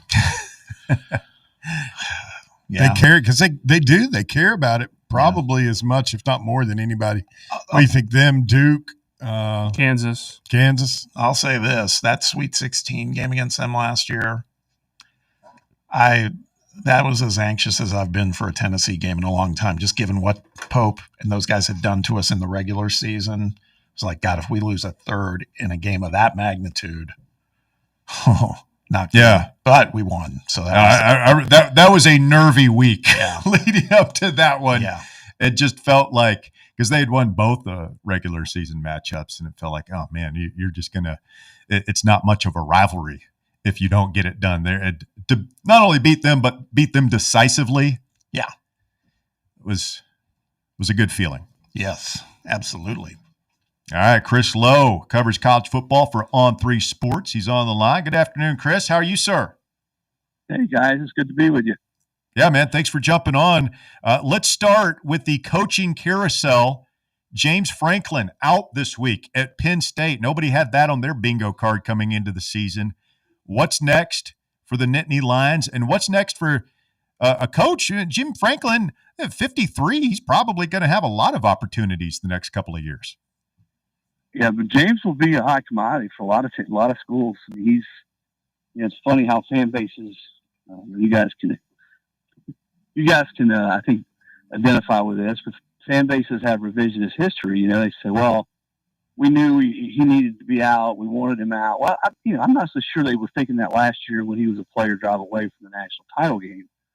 And now it's like, this is the best thing that could ever happen. The bottom line is, at a place like Penn State, Tennessee probably would be comparable. If you're there somewhere, if you're there for a long period of time and you're not beating the teams that everybody wants you to beat, even if you are a top 10 program, which they had, and you give the administration an opening, which he did. You have two embarrassing losses on the road. They're probably going to take it. Now, can they get better? Will they get better than him? Will they get somebody that's able to win a national title, sustain that kind of success for, 3, 4, 5, 6 years in a row? I guess we're going to find out. But you're right. I'd say you'll see James's name pop up in a lot of the coach openings out there right now. Hey, Chris. It's Bob, man. How you been? Hey, good, Bob. Here's the other thing. As we talk about Franklin and some of the other, this just broke, and you may or may not have seen this in the last 20 minutes, but just further proof that the college football world is kind of flat at this point, and that is Indiana just extended Curt Cignetti. Wow. 8 years, $11.6 million per year. What? Yeah. Yeah. Yeah. Oh, wow. Yeah, I saw that. So I was just actually walking out of I was with Lane Kiffin for a piece on him. And as I was walking out, I showed him that, and he just shook his head. Almost, so Indiana, you're right. It's almost, you're in a dream world, Bob, that Indiana football is going to pay their coach almost $12 million a year, which tells you a couple things. The sport's changed. NIL's changed it. The portal's changed it. Schools do have money, okay, despite what ADs get up there and we don't have this kind of money or that kind of money. They do have money if they get the right guy. And Indiana was not going to sit there on its hands and let a guy who, I don't think there's any arguably to it, over the last 2 years has coached better than anybody in college football walk. Whether it's to Penn State, to Florida, if and when they fire Billy Napier, which I think is going to happen, they were going to do what they needed to do to tie him up. And that's what they've done. Good for them, because that guy, coaching still makes a difference. Yeah, we have NIL. Yeah, there's, schools with $30 and $40 million rosters. I get all that. But you better have a guy that can put it all together and can get the most out of guys. You can get a locker room, aligned in the same direction and can develop football players. And certainly Cignetti has been able to do that. How much per year did you say? $11.6 million for 8 years. So I mean, he's now the third highest paid coach in college football. Yeah. In Indiana. I guess Kirby would be higher, I guess, in Dabo, and that's it. The list I've got, Kirby and Ryan Day. Dabo's at 11.4. Not sure. All right, so then you're right. So he'd be even higher than Dabo. That's incredible. Well, I guess he won't be going anywhere. Yeah. And he was, you have a lot of Florida fans and Penn State fans wondering if Curt Cignetti might be their guy. I guess we'll cross his name off the list for now. Chris, who do you see being a decent fit at, Penn State and, a lot of other jobs that are open or going to be open shortly? Matt Rule would be the guy that's probably at the top of the list, and for a couple of reasons. That's his school. He and the AD Kraft are pretty tight. But again, I think Matt's a good coach. I really do. But what has he done that would say he definitely is going to be a significant upgrade over James Franklin? I don't know that. He did a great job at Temple. He went to Baylor and did well. Did not do well in the NFL. Of course, I don't know that you can bring Tom Landry and Newt Rockne and Vince Lombardi back, and they could do anything with that franchise in Charlotte. And now he's in Nebraska. Is just starting out there. So he would be number one, I would think, or right there at the top of the list. I could see them talking to an Alex Golesh, who has done a terrific job at USS. Certainly Tennessee fans know about Alex Golesh and what he meant to that program when he was there. I think he makes a lot of sense. And, there'll be other ones that pop up. But usually, more than ever, coaches or ADs are looking for people at jobs like that where maybe it's gotten a little stale. For someone with an offensive background, someone that can bring that type of entertainment, excitement, and play the kind of football you got to play now. If you got to win, 44 or 41 type games or 48 or 45 type games. And I think, Alex's offenses at South Florida is, they proved to be that kind of thing. But the thing is, I think Golesh is going to have a shot at a lot of jobs. And I think guys like Ryan Silverfield at Memphis will, John Sumrall at Tulane. So guys that have been at Group of 5 schools who had success with all these different jobs opening, I think there's a decent chance that Auburn will open. We talked about Florida. Arkansas is open. I think Petrino's got a shot there. I certainly wouldn't write that down in blood. Virginia Tech's open. If Lane were to go from Ole Miss to Florida, Ole Miss is open. So as you guys can see, there's going to be more of this. I think the Michigan State job's going to open. UCLA's already open. So there's going to be Kentucky. I think there's a possibility something may happen there. Wisconsin, Luke Fickell is, I think, hanging by a thread. So not all of these will come open, but about 80-90% of them do. And it's going to be a pretty crazy finish, both on the field, I think, and off the field in college football. Russ, I don't know if you heard Chris is a humble guy, and that was a little bit of a humble brag. Like, I'm talking with Lane Kiffin, and yeah, quality name drop. Yeah, exactly. Tennessee, everybody's favorite, Tennessee's favorite. Yeah, exactly. Former coach, right? Exactly. But speaking of him, and we'll get to the Tennessee-Alabama game here in a minute, but Lane's got a pretty big game of his own happening on Saturday over in Athens, and this is a guy we were just talking about him a little earlier that. At this point, it feels like the bar has been raised to what are you going to do in the postseason for me? Because, he's won a couple big games. Beat Georgia in Oxford last season, beat LSU this season. But you've got closer connection to him than any of us. I mean, his whole vibe is always just kind of, he's just kind of chill. Is that how he's rolling today? Well, yeah, he knows what a big week this is. Yeah. And, they beat Georgia last year here in Oxford. Now you got to go prove you can do it on the road at a place that they almost never lose. And, but I don't think this is for Ole Miss. I mean, Ole Miss is ranked in the top 5. I mean, I still, when I hear that, I sort of shake my head that Ole Miss, top 5 football program. Think if you'd have said that 5 years ago. And that they'd won 10 games multiple times. I guess, 3 times now since he's been here.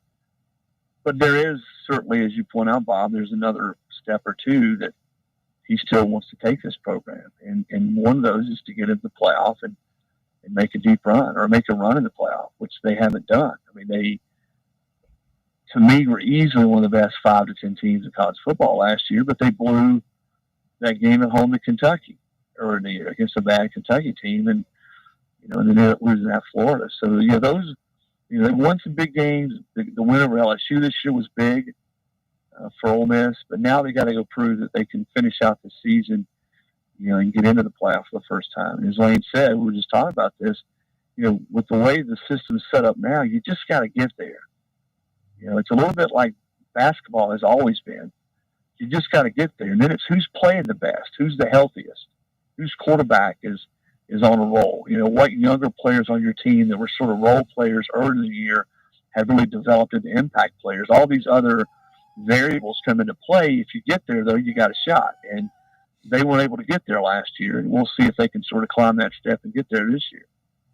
Chris Lowe of On3, our guest here this afternoon. Chris, let's talk Tennessee for a second. Vols haven't beaten Alabama in Tuscaloosa since 2003, but they have beaten the Tide twice now in the last 3 years. Do you think Josh Heupel can take his show on the road this weekend and come up with another huge win on the third Saturday in October? 22 years ago, that's Bob, didn't you have like a rat tail back that long? Has it been that long? That was I called it the Vols called it a mullet. But, a mullet, okay. Yeah, maybe. I tell you, John, to me, Heupel has been able to make rivalries that weren't really rivalries involving Tennessee rivalries.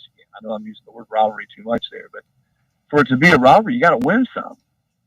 And he's beaten Alabama 2 of the last 3 years.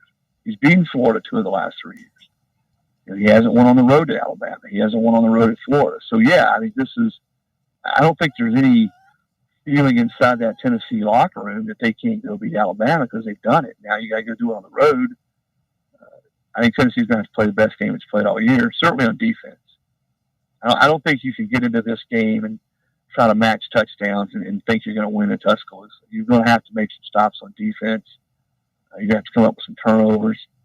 And as soon as I say that, Tennessee wins at Mississippi State in OT, a really hard game, and they had to have 2 defensive touchdowns to win that game. And it still was a close game. So making big plays on defense, not letting Alabama run the football and just get into that sort of mode where they're running it, and then Ty Simpson's making play after play after play because it's 2nd and 2 or 3rd and 1. I mean, Tennessee's going to have to make some what I would call negative, disruptive plays on defense. And I think if they can do that, guys, and get this game into the second half, and the way Tennessee's been able to score points, and certainly the way Joey Aguilar's playing, then, yeah, they got a shot. But they're going to have to play their best game. Certainly on defense, they're going to have to play the best game, I think, to go there and win.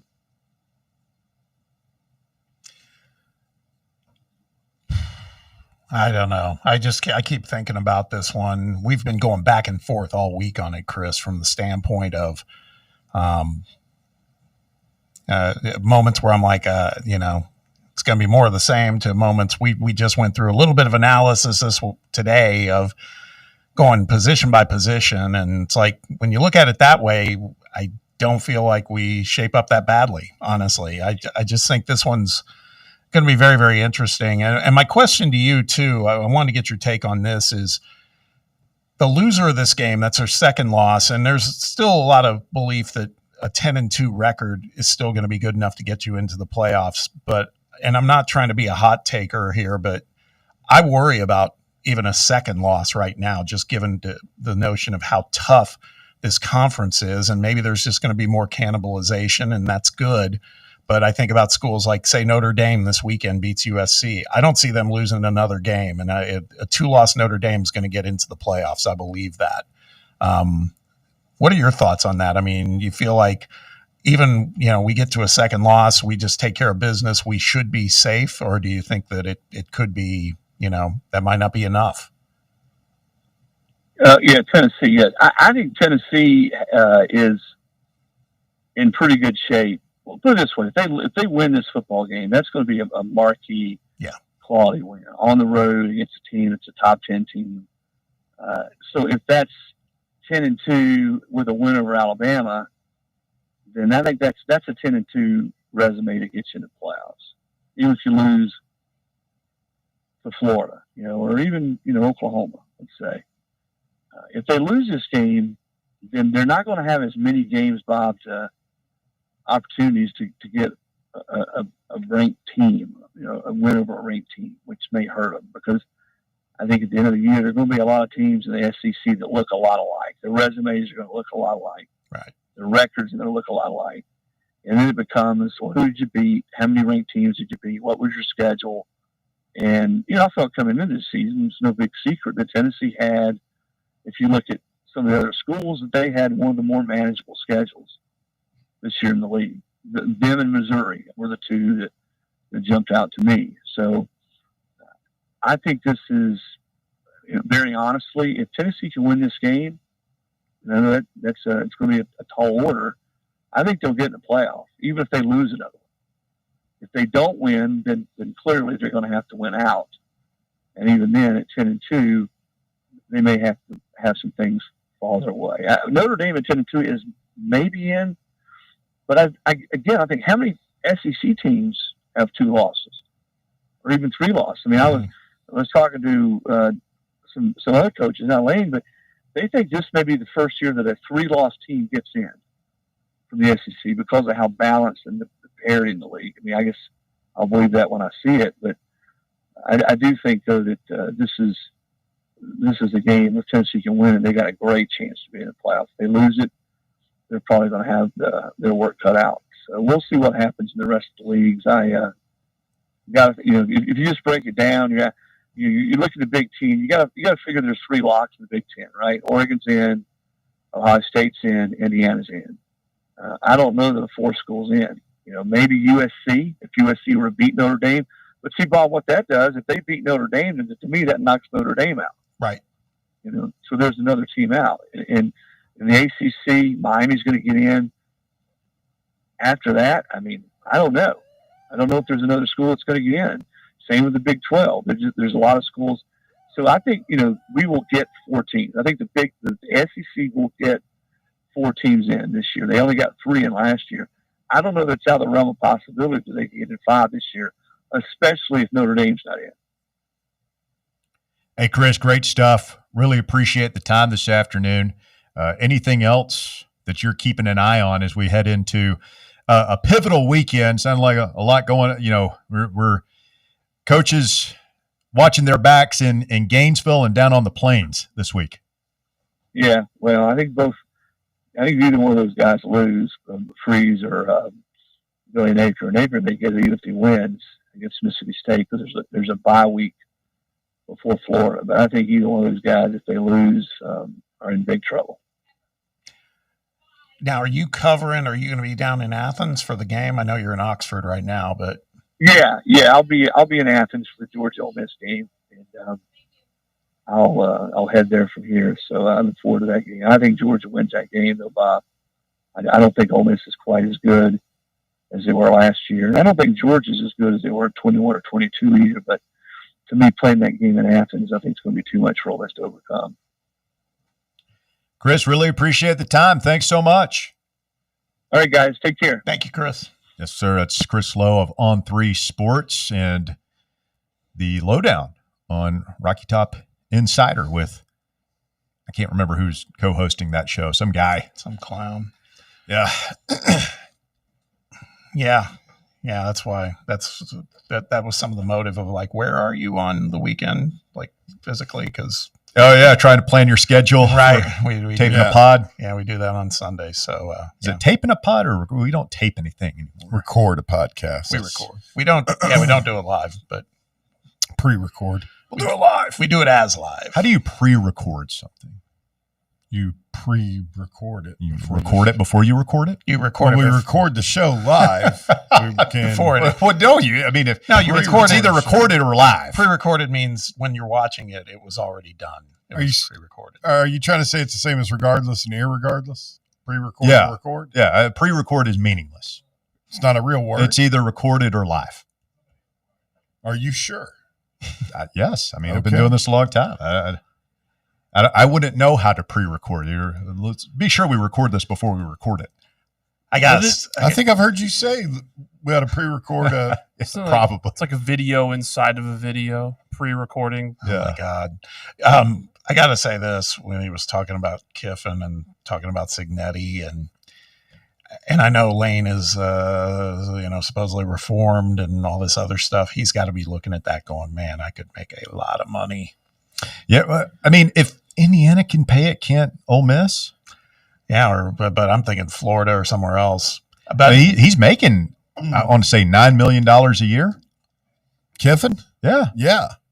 I was getting ready to say before you said that was going to be the last thing I said on this say was $11.6 million. Told you Indiana had the money, man. You weren't lying. I mean, I've never been in that tax bracket before. Is there a big difference between $9 and $11 million a year? Once you're making $9, when you get bumped up to 11, are you like, breathe a little easier now?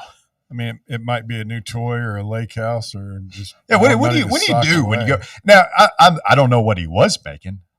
You think that guy was making like 3 or 4 at Indiana? I thought he got extended last season, towards the end of the season. Probably had a nice little bump. I thought that moved it to 7 was what I want to say. So we got up to 7. Yeah. Now that's a big jump. I mean, so you're almost doubling your money. Yeah.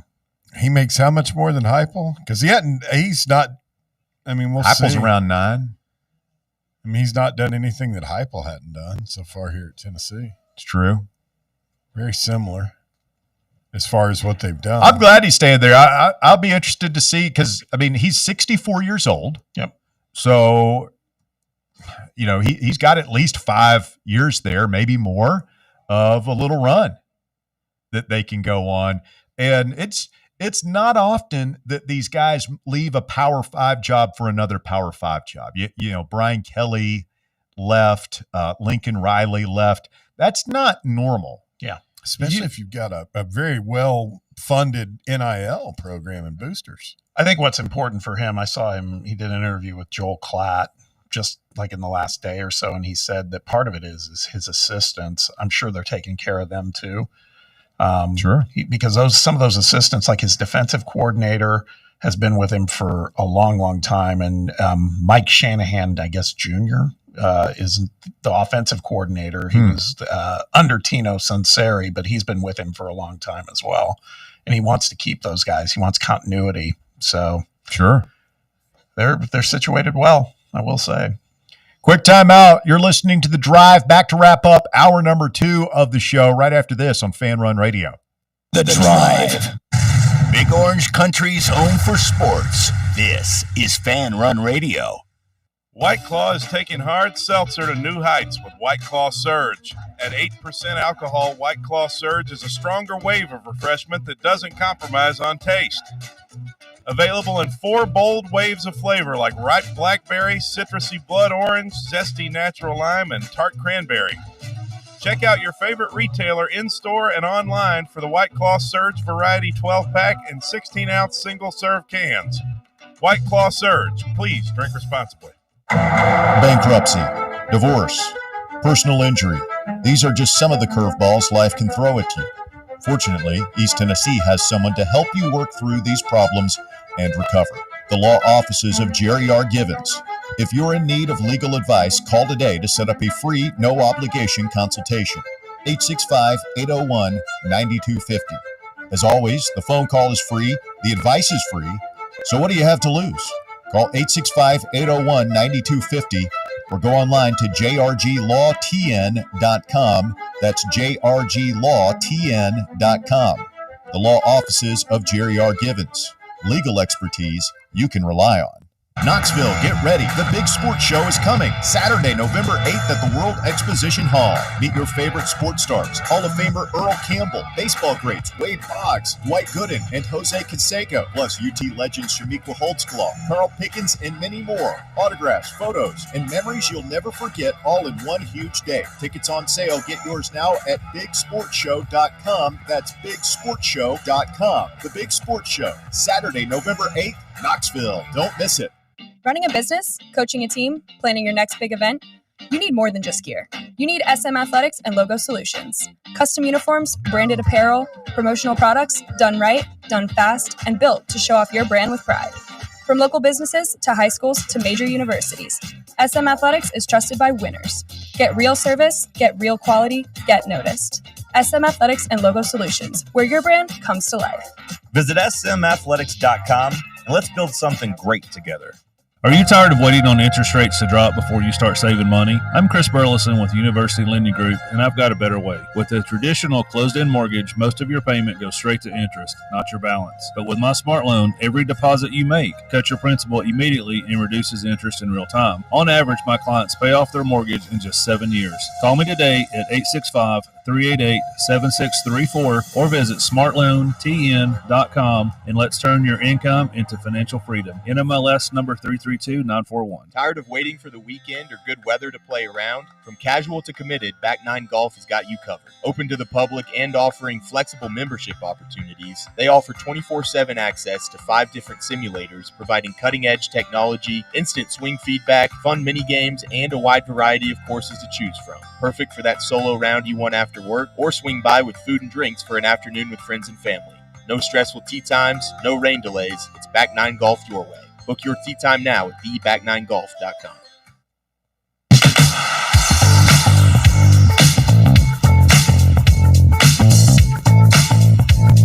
I think it's kind of cool to see Indiana. Like, those fans have been lost in the wilderness because they're a basketball school that hasn't been relevant in basketball for 20 years or so now. I shouldn't say relevant, but they haven't been what they're accustomed to it being. And now they kept trying, and y'all didn't even know what you wanted, Indiana Nation, until you know about this, huh? Now you get to be a football school. Yeah. Forget about that basketball stuff, man. This is where it's at. Pure hit of just of joy when you're good at football. I'm paraphrasing here, but in the release, the Indiana athletic director basically said to be relevant in this conference, you have to be good in football, and they want to be relevant in the conference. So kudos to them. Well done. I don't know. I mean, the SEC figured out that you need to be good, and the SEC team should be leading the nation in every sport. So, speaking of every sport, did you see any of Kim Caldwell's media yesterday at Media Days? I saw. No. I mean, I know that they were down there. I did not pay close attention to. It was good. It was good. She's impressive, man. It's just all business. She's intense. Message was kind of like, this is what we're going to do. And we're also going to be on time to practice. We're going to do yada, yada, yada. And she said, and the best people are going to play. And if you don't play, then maybe you transfer. I mean, she's just like.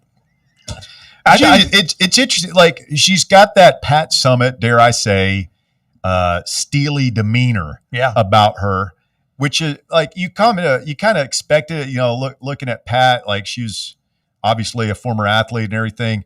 I look at Kim, and she looks like a yoga instructor. She looks like one of the gals who cleans your teeth over at Knoxville Smiles. Just a real sweetheart. And then you hear these stories about her behind closed doors, and like what a drill sergeant and taskmaster she is. Yeah. Velvet Hammer, right? I mean, that's Barnes he's a hard. I mean, he does the all shucks Grandpa Barnes routine. I always thought he looked really like, even going back to when he was at Clemson, I was like, that looks like a hard ass right there.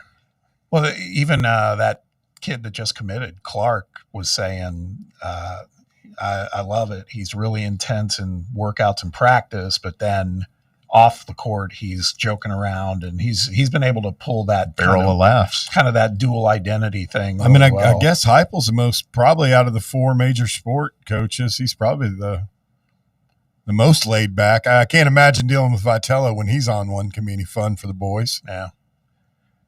But Kim, you guys think? Kim is she is something, man. Good. I think it's great. Yeah, I heard one of the things that she said in one of their workouts was, it's expletive laden, but I'm doing, I get paid to do this. Kim can go on a tirade now. Yeah. No, she's tough, man. It's what you want. Absolutely. Toughness. What do you think Coach Barnes thinks when he hears that kind of language coming from the women's side of the facility? Yeah, he's sit her down and I don't know. Tell her about the Lord. She might give him a what for. I'm serious. I don't know, man. Oh man, the Who king goes of it further himself. this year, Lady Vols or the men's team? I think the men's team. I just think the Lady Vols. They're getting better. It's just clearly some of these teams and what they're returning is incredible. UConn, LSU, UCLA, South Carolina, they're just all loaded. Yeah. Feels like that top level of the women's basketball is a lot more separate than the level Tennessee women's is on comparatively to the men's side. That and Barnes has been knocking on the door of the Final Four now Right. for however many years. So we were talking to Chris Lowe about the goings-on down in Gainesville and what a bizarre, messy situation. I think we all know how this ends. It's just how are we going to get there? Yeah. Well, the Florida fans are not handling it well. Oh, no. Down there. You can only imagine what their talk shows are like. Go Gator. And have been like. But we've also got the artistic community Oh, yeah. in Florida weighing in now. We have Billy Napier diss tracks being dropped on the internets.com. Diss tracks, huh? Yeah. Hate rhymes, I believe, Really? are what they call them in the streets. I think they're called diss tracks. Hate rhymes. I've never heard that. You have now. I grew I'm up not on the as- main street. Yeah, it's Not as where you tough come as- from. We'll hear one of the. Are they clean? That's a good question. We'll We'll have our double-check that? Yeah, we'll have our production department go through this and make sure that we don't incur any FCC violations this afternoon, because that would not be good. This isn't voluntary reaction after all. Yeah, we heard this one last night. It was like, that's pretty good, man. I didn't listen to the thing in its entirety. Dope, I believe that's what the kids would say. Is it as Dope. good as Weston Franklin's work during the Troubles? It's more of a hip hop vibe, but we'll let you decide for yourself when we continue. Hour number 3 of The Drive coming up on many of these fan run affiliates. Keep it tuned right here. Back with more after this.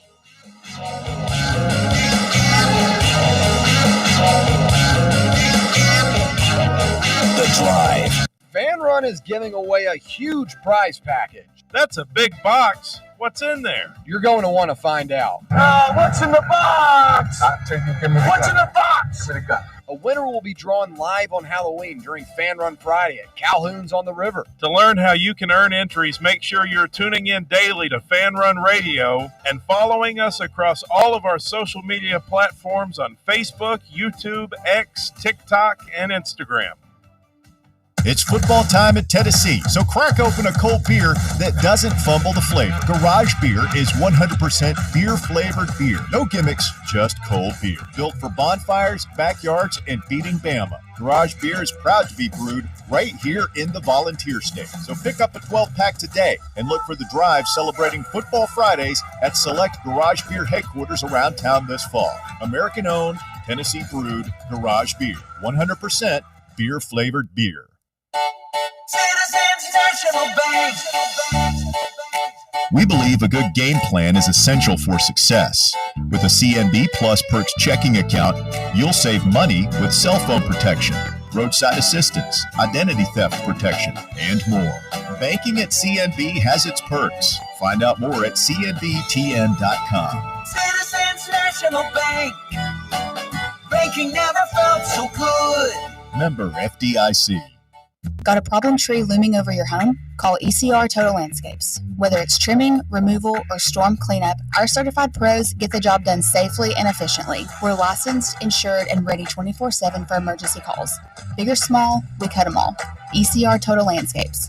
Call now for a free estimate, 865-384-2012, and mention promo code FANRUN for free stump grinding on any tree removal now through the end of the year. Also, visit us at ecrtotallandscapes.com. Hi, I'm Bo Cregner with the Cregner Group at Realty Executives. You know, the real estate market, like all other markets impacted by the economy, is changing all the time. And it's never been more important to be personally represented by a trusted real estate specialist. I can't emphasize enough how important it is when selling or buying to be individually represented. Call me today for a free consultation. My number is 865-742-1035, and my website is BoKnowsHouses.com. With over 60 years of experience in the industry, Merritt Garage Doors has a wealth of expertise in commercial overhead doors in the East Tennessee area. Merritt offers a wide range of door styles like sectionals, rolling steel, high-speed, and sheet doors. They also supply and install a wide range of dock equipment. If your business is in need of overhead doors, no matter the type, look no further than Merritt Garage Door, Knoxville's best and most trusted overhead door company. Contact them anytime for a free estimate at 865-933-5319 or online at merrittgaragedoor.com.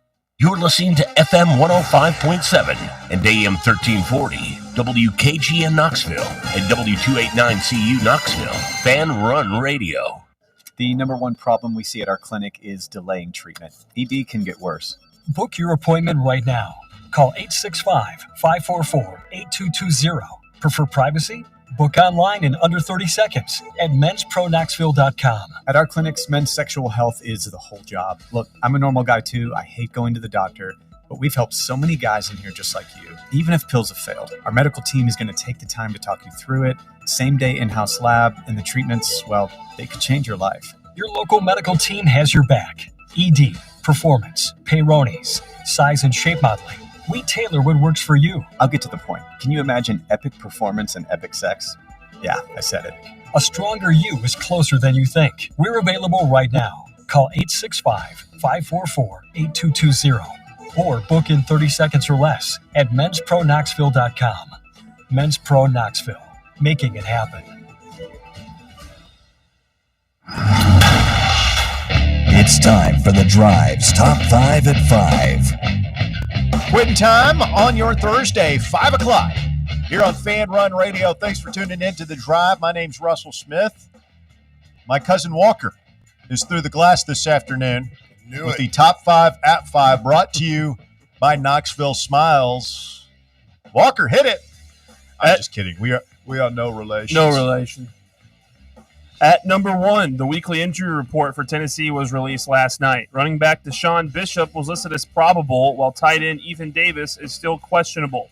Players listed as out include Jermod McCoy, Ricky Gibson III, Radarius Jackson, and Travis Smith Jr.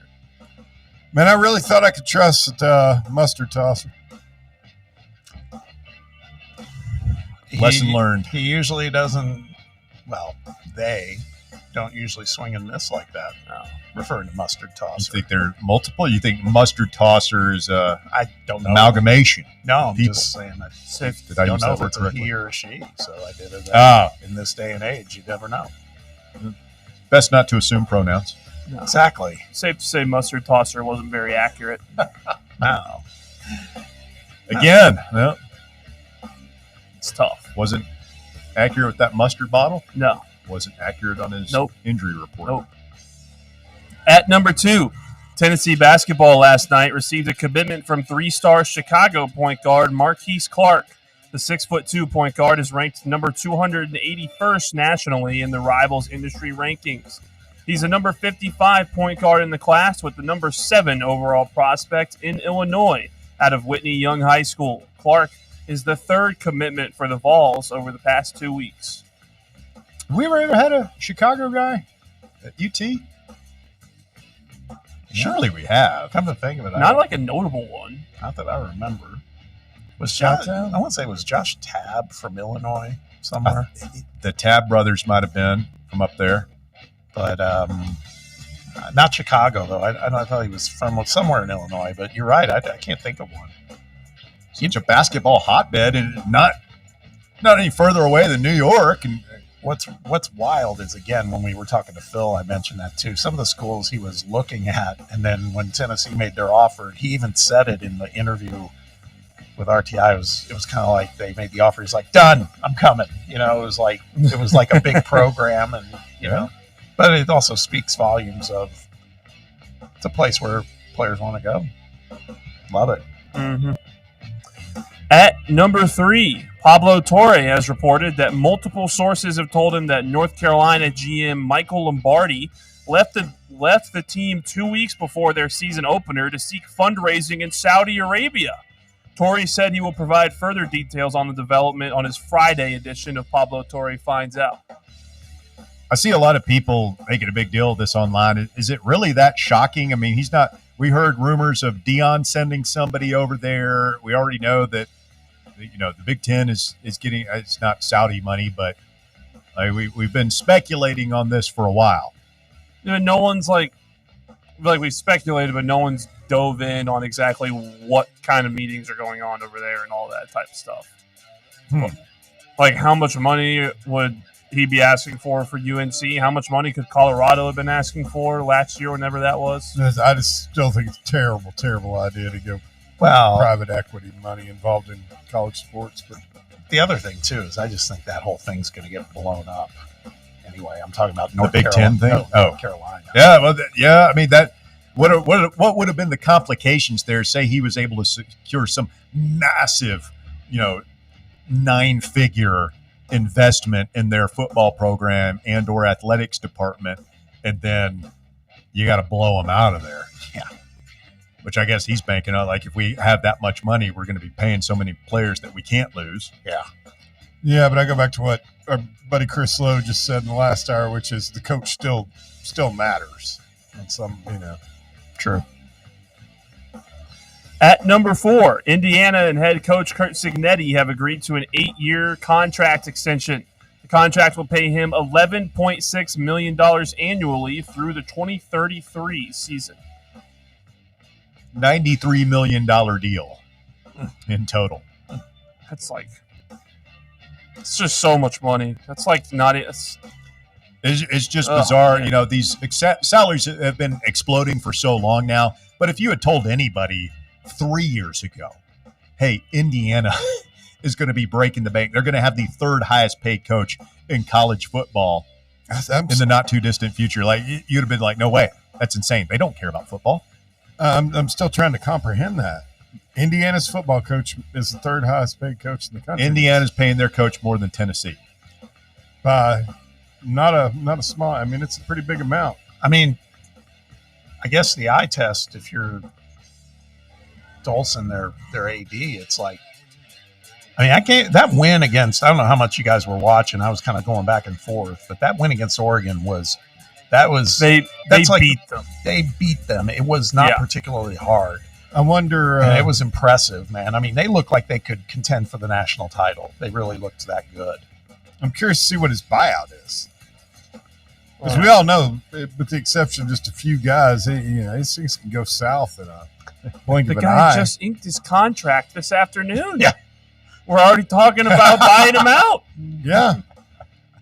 James Franklin in the playoffs last year just got fired. He's been there for 10 years. Yeah, that's a program that's won national titles, and the expectations are very different than at Indiana. They can apparently not. They're paying their guy. They don't want to lose him. No, my point is that's the thing, though. That's why he's like, hell yeah, I'll take it. I mean, they make a deep run into the playoffs. Sure, the expectations will elevate, but they're not. They don't fancy themselves as Penn State or Ohio State or like that they're going to be winning a title every single year. That's kind of you're saying if there is a downturn, they'll just be like, whatever. It's going to take a long descent for them to. I can't see him going from where he's got it right now just back to 6-6. Yeah, I agree. Yeah, and Indiana knows that. They're not a school that has paid attention to football in a long time. And lo and behold, they get a 60-plus-year-old coach from James Madison fall into their lap and take them to the playoffs, and what's in like 2 years in a row. Like, you have to pay him. Well, I mean, he's got 3 guaranteed wins, and then he's got to go. Basically, he can usually probably make the playoffs going 7-2 in his other 9. Here's the thing, and we've seen it. Kalen DeBoer is another good example. Man, good coaches can coach. And I mean, they've done, he's done nothing. I hated it when he said, I win, Google me, but he was right. He's won at every level, and he's won big. And same thing for DeBoer, same thing for our gal, Kim Caldwell, right? I mean, I applaud the investment. It's a lot of money, but I think they're smart to do it. Yeah. Hey, I do circle back to me, Russ. I do have 2 Tennessee basketball players that hail from Chicago. Oh, interesting. Well, give it to her right now. Let's go ahead. Quentin Chivas? Quentin Chivas, yep. And this is one I can't believe we didn't get. Julian Phillips. Julian Phillips was a Chicago kid. He was from Chicago? And then he got drafted by the Bulls? Yeah, it says he was He's from Chicago and played one collegiate season at Tennessee, 22 and 2023. Huh. And then it said he went on to be selected he went home to play for the Chicago Bulls. Shows how we remember that year we had Julian Phillips. What year? 22-23? I was so excited about Quentin Chivas. Didn't really pan out. It was a Conzo guy, right? His dad had been in the NBA. Derek Chivas. Yeah, I remember he played at Missouri. Yeah, he really wasn't very good. Hanzo loved those 6'5", 6'6" guards that couldn't play. He was 6'6", 214. Remember Wes Washpun? Yeah, God, from IUPU. Now, was he a Conzo guy or was he a Tyndall? He ended up going to Northern Iowa and having a pretty nice run. He was a starter there. He's from Iowa. He was from the state of Iowa. But now, was Washpun the kid we got from that really strange sounding Indiana school? No, he recruited. He was a high school recruit. He and Josh Richardson were in the same class together. That's right. Sorry, Walker. No, you're all good. At number 5, Brazilian police recently arrested 35 people in connection with an elaborate scam that involved selling people AI-created prayers for an average of $10 per prayer. The scam ring operated for 2 years before finally being brought down by police. Its members ran a so-called call center that contacted Catholics via phone, tried to learn as much about them as possible, and sell them AI-generated personalized prayers capable of curing illnesses and improving lives for around $10. I mean, that sounds a lot like televangelists. And I mean, these people have been around as long as religion's been around. Charlatans. Let the buyer beware. Why would you need somebody to come up with why would you buy something that is completely free? That you can, it's very personal. You talk when you talk to your. I don't want anybody else praying. Like, I do my own praying. Thank you very much. If you want to pray for me, that's your business, but I'm not paying you to come up with a prayer that I can come up with myself. I mean, it was the great poet laureate of our time, MC Hammer, I believe, who once said, "You got to pray just to make it today." Mm-hmm. Yeah, it's true. Strong words. Dude had some great. He also said, "You can't touch this." He did say that. He had some awesome pants. He did. Former Oakland A's bat boy, MC right. Hammer, great baseball player, and apparently was very intimidating. Like, don't let the baggy pants fool you. Like, he was the real deal. That's why that album was called "Please Don't Hurt Him, Hammer." Yeah. Please, Hammer, don't hurt him. Very rough crowd. Had real street cred, despite the videos you might see online. Young kids, look it up. Young Walker Smith, you're familiar with the work of MC Hammer? I mean, I'm familiar with it. It's been a minute. I wouldn't say I'm an expert, but I know of it. And that song was so big. You can't touch this. That was a huge hit. Too legit to quit. Too legit to quit. I think Rick James hated it till he started getting his those massive royalty checks, and he decided he liked it. You know what kind of did him in? It was the end of Hammermania. When he did the soundtrack for that Teenage Mutant Ninja Turtles sequel. Go Ninja, go Ninja, go! I remember that. Wasn't Vanilla Ice involved? Was Vanilla Ice involved with that? Yeah, Vanilla Ice had become toxic, and I think there was some third crossover. rail Yeah, of rap. exactly. He touched the third rail. I was partly responsible for rejuvenating Vanilla Ice's career as a TV guy. Really? You were? When he was on that reality show. Greenlit his home improvement show. Did you get to meet him? Oh, yeah. Yeah, I got pictures. I got a picture I'll show you. Yeah, we hung out. So Bob and Vanilla Ice. Robbie Van Winkle. Robbie Van Winkle. So what we're saying is those guys need to be thanking Bob Baskerville for their careers, is what I'm hearing. Just revived them, kept them afloat. Did you ask him if Suge Knight really held him by his feet off that balcony? Yeah, Bob, did you ask him that? Yeah, Bob, can you make sure? It's not like I had those kind of. I mean, what do you do at that point? If somebody's holding you 20 floors above the whatever street? they say. Yeah. Nothing. You're dang. You don't move. First album I ever bought. No. Vanilla Ice to the extreme. Wow. I was like 10 years old. Give me a break. I bought it, the cassette tape. His because I didn't just want the single of Ice Ice Baby. I had to have the whole album. and I don't think I ever listened to more than just Ice Ice Baby. I got Lose a zero and get with the hero. Isn't that movie? Oh, it's awful. I had a picture. I was at an event with him and had it taken, and I sent it to my family members. And all I said, the ones that would understand, I just wrote, "All right, stop." And that was it. Flow like a harpoon, daily and nightly. Yeah. Do you remember when Jim Carrey basically killed his career, killed Vanilla Ice on Merit Show in Living Color? Yeah, that's right. Where he did the God. Parodied him. Oh God. Top 5 at 5 is brought to you by Knoxville Smiles. It's where I go for all my dental work. Knoxville Smiles now offering half-price whitening now through the end of the year when you get a routine dental cleaning. So if you are listening to this and it's been a while since you've been to the dentist, go ahead and get that done. Maybe your teeth looking a little yellow. You want to clean that up, get them whitened. You can do that for half off. Just mention Fan Run Radio when you call in to schedule your appointment at 865-539-1776, or you can schedule online at knoxvillesmiles.com. Smile brighter with Knoxville Smiles. Let's get a call from Maryville Will. Maryville Will, you're on the drive. Hey, guys. How we doing this afternoon? Doing well. How are you, sir? Doing good. Hey, on the subject of old rappers, I got one for Walker to see if he's familiar. Walker, are you aware that Will Smith had a rapping career? I am aware of Will Smith's very short rapping. I also had those at Fresh Prince and DJ Jazzy Jeff. You bought What those? was his last big hit? Miami? Yeah, man. God, it's insane. That Miami song, that's a classic. That was a banger. What was the other one? Getting Jiggy with It? Summertime. Get jiggy with it. Getting jiggy with it. I mean, he was a platinum selling Big Willie style. Yeah. Pour one out for him.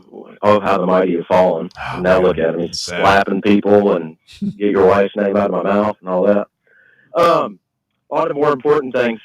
Russell, I got a bone to pick with you. Uh-oh. Tomorrow it goes down. Playing game. My mighty governors of William Blunt are going to take down your rebels. Whoa. Big talk. You heard it here first. Big talk. Oh.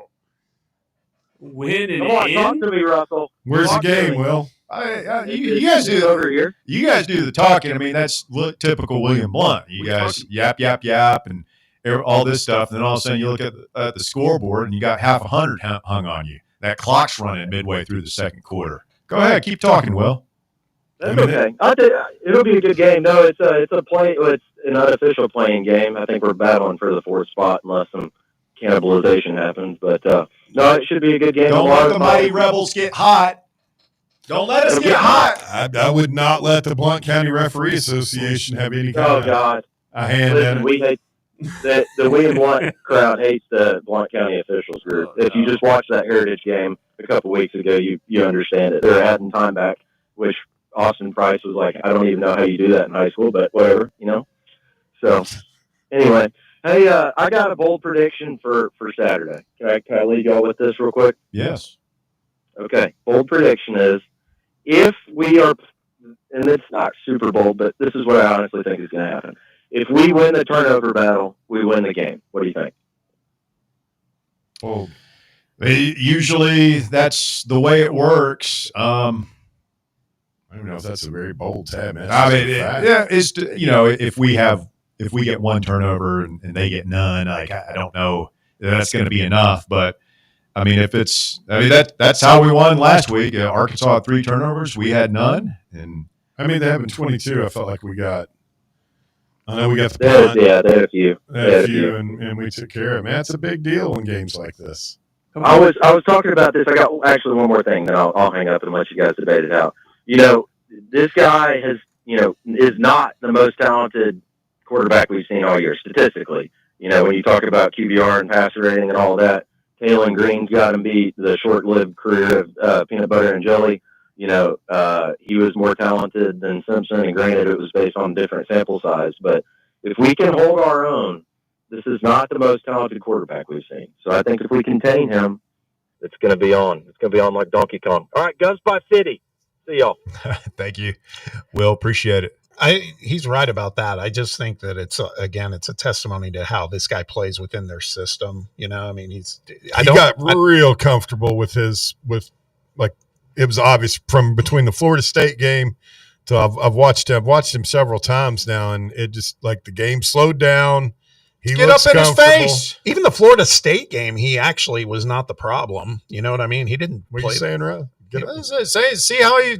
Yeah. See how much he stands in there after David Hobbs gets a hold of him. He gets up looking out his ear hole. But he is to me a prototypical, for the most part, Alabama quarterback. This is not a guy that's going to be playing on Sunday. Yeah, so I really don't believe Josh that. Josephs will do the Leonard Little routine on him. Let Tyree West put the crown of his helmet in his spine and see how much he's looking to throw downfield against us then. Maybe turn around, try and scramble out, and all of a sudden he's face-to-face with Josh Josephs going the other way. Roll down Tide. We can't do anything stupid to get thrown out of the game either. That's the other thing I'm worried about. Spillman's already I'm holding my breath for that first half without, I guess it's just going to be riding the T-Lander bus. We had somebody on the text box, let me find it real quick, saying Big Ben Bolton. Is that the replacement? I mean, I get it. Like, he's been playing a lot. Maybe Perlotti. I like Perlotti. He's pretty quick. This is from the 270. He says, now, I'm not condoning this, but let's say Jam Miller is running all over us in the first half. Maybe second quarter we have the Spillman replacement take a shot at him. Harvest the brain cells is what you're saying. Cause a TBI.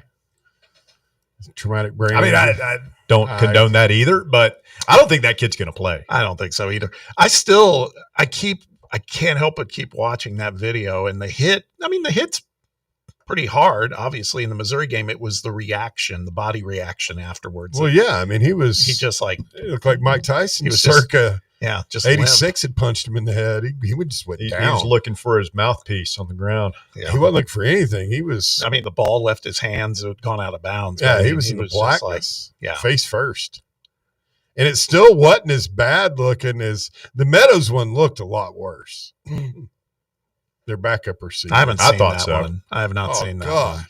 Yeah, because that was like and that was obvious targeting. That was like, we don't even need to go and look at this. Yeah, I can't believe you're still doing that in 2025. Like the announcers were like, really, dude? Yeah. Like guys that played on the Raiders in the 70s thought he was a little out of line. It was a little too far on the hit. Quick timeout. You're listening to The Drive on Fan Run Radio, 865-966-3435. You want to jump in. Back with more right after this. The Drive. 105.7 FM, 1340 AM. Online at fanrunradio.com and streaming on the free Fan Run Radio app. This is Fan Run Radio, Knoxville. What kind of day is it? It's a White Claw day.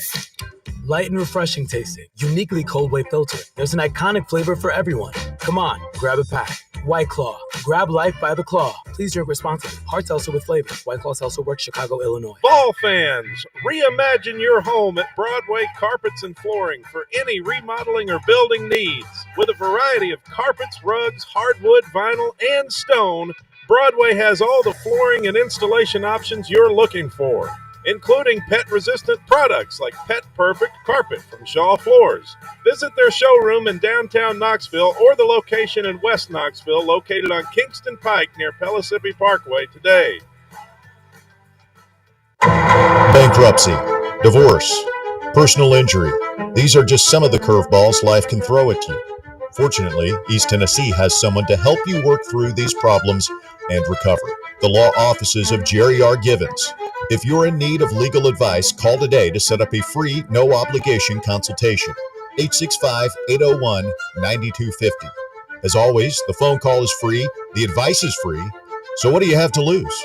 Call 865-801-9250 or go online to jrglawtn.com. That's jrglawtn.com. The law offices of Jerry R. Givens. Legal expertise you can rely on.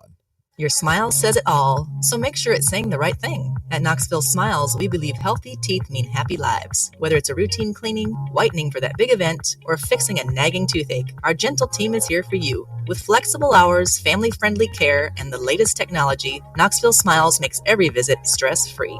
Don't wait another day to love your smile. Call Knoxville Smiles today at 865-539-1776 or book online at knoxvillesmiles.com. Smile brighter with Knoxville Smiles. Ready to launch your career? Axle Logistics is a leading third-party logistics company where excellence is an energy. With an award-winning culture, Axle proves that positive outcomes come from a positive environment and a work hard, play hard mentality. At Axle, the drive for success is infectious. And with an uncapped commission structure, hard work isn't just noticed, it's rewarded. For those with big goals and even bigger dreams, Axle Logistics is the place to start your career. Hey, football fans, this is Stats. And this is the Sheik. And together we are the Cover Boys, and we cover college football like no one else. Each week we preview all of the big games in college football, and we may not tell you who's going to win, but we'll tell you who's going to cover. Our patented right sides are clicking at 66% against the spread all time. So join us right here every Friday evening at 8 for the Cover Boys on the official voice of Tennessee fans, Fan Run Radio. And enjoy the winners, everyone.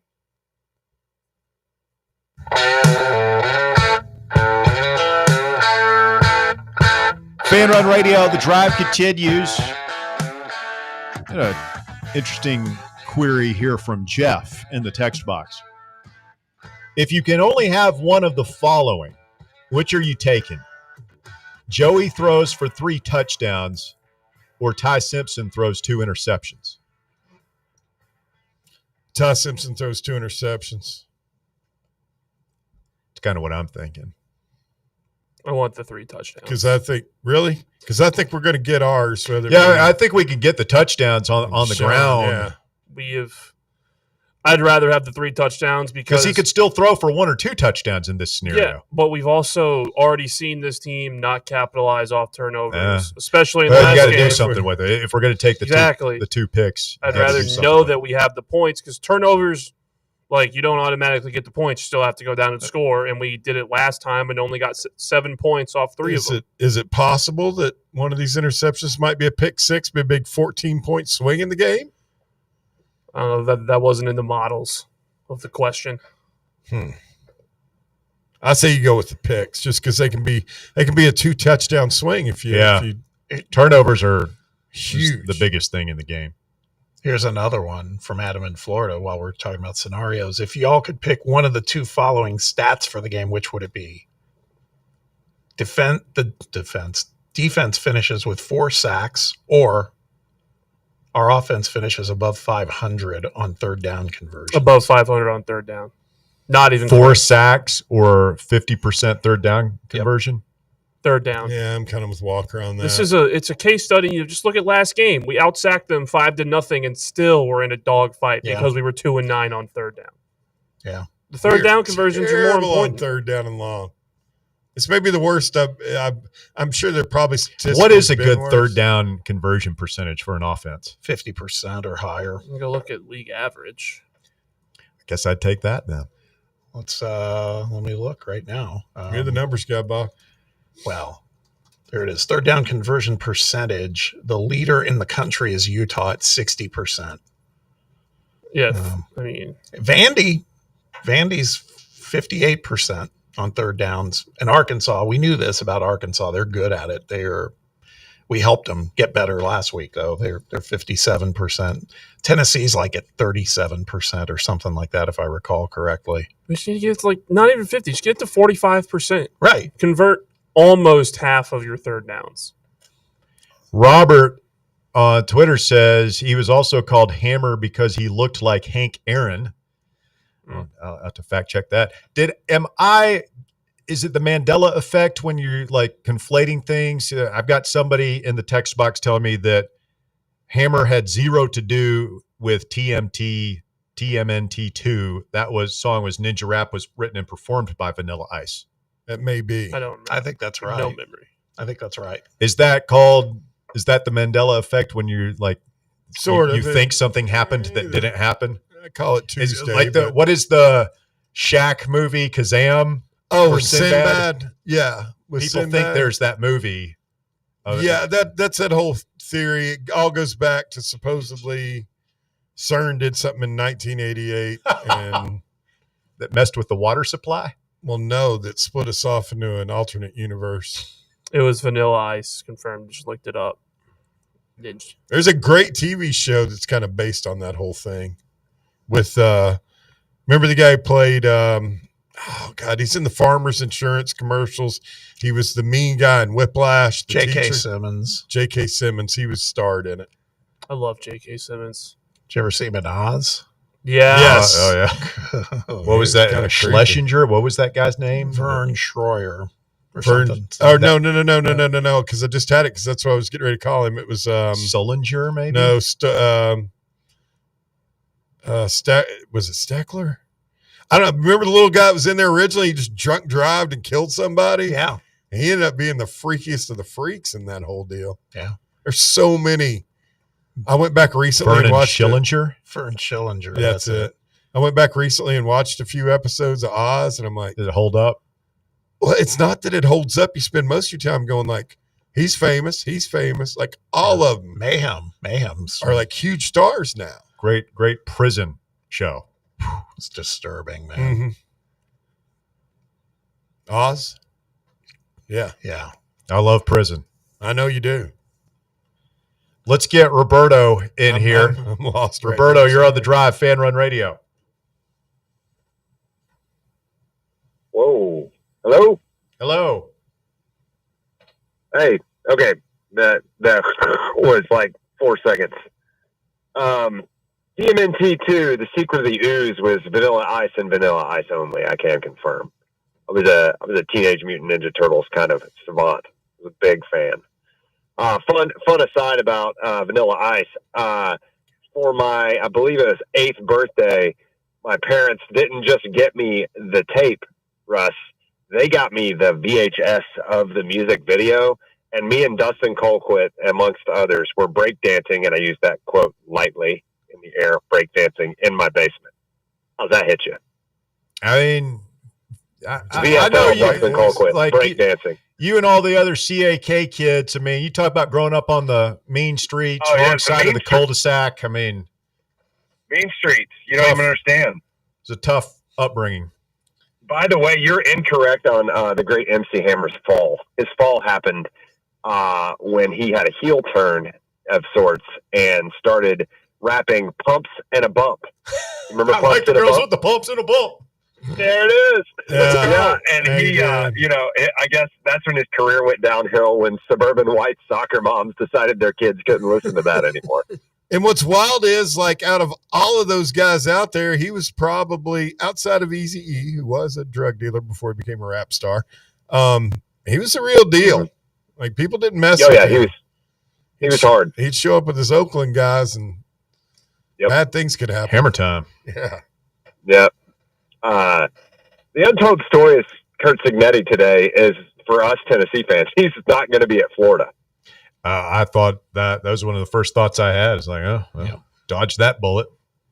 Yeah, because he's a hell of a coach. I never realized until I think this week maybe that he was on staff with Nick Saban. Oh yeah, yeah. He's talked. I did not know that. Yeah.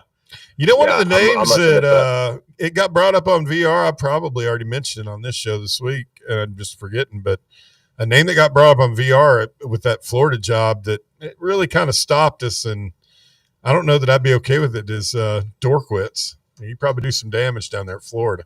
Probably could, because he could be a dork and still recruit down there to the name. You're probably right. Guys, Posiball stat of the day, or Posiball thinking of the day. As you guys know, or you may not know this, I do a lot of studying of progression and regression in my business. And not saying this is statistically accurate at all, but looking at the patterns, Tennessee's usually pretty good on third down, and especially on third and long. And no, you can't really argue this point, and that is Tennessee is probably the best first and second down defense in the country. Look at the stats. You can easily make that argument, because I think we get everybody in the country. There's only 2 teams in front of us that get teams in third and long more than we do. Okay. But we are abysmal in third and long, and everybody knows that. So I did some numbers crunching, and I think if we could just move our total percentage about 6%, okay? So 5 to 6% on third and any distance to the positive for us.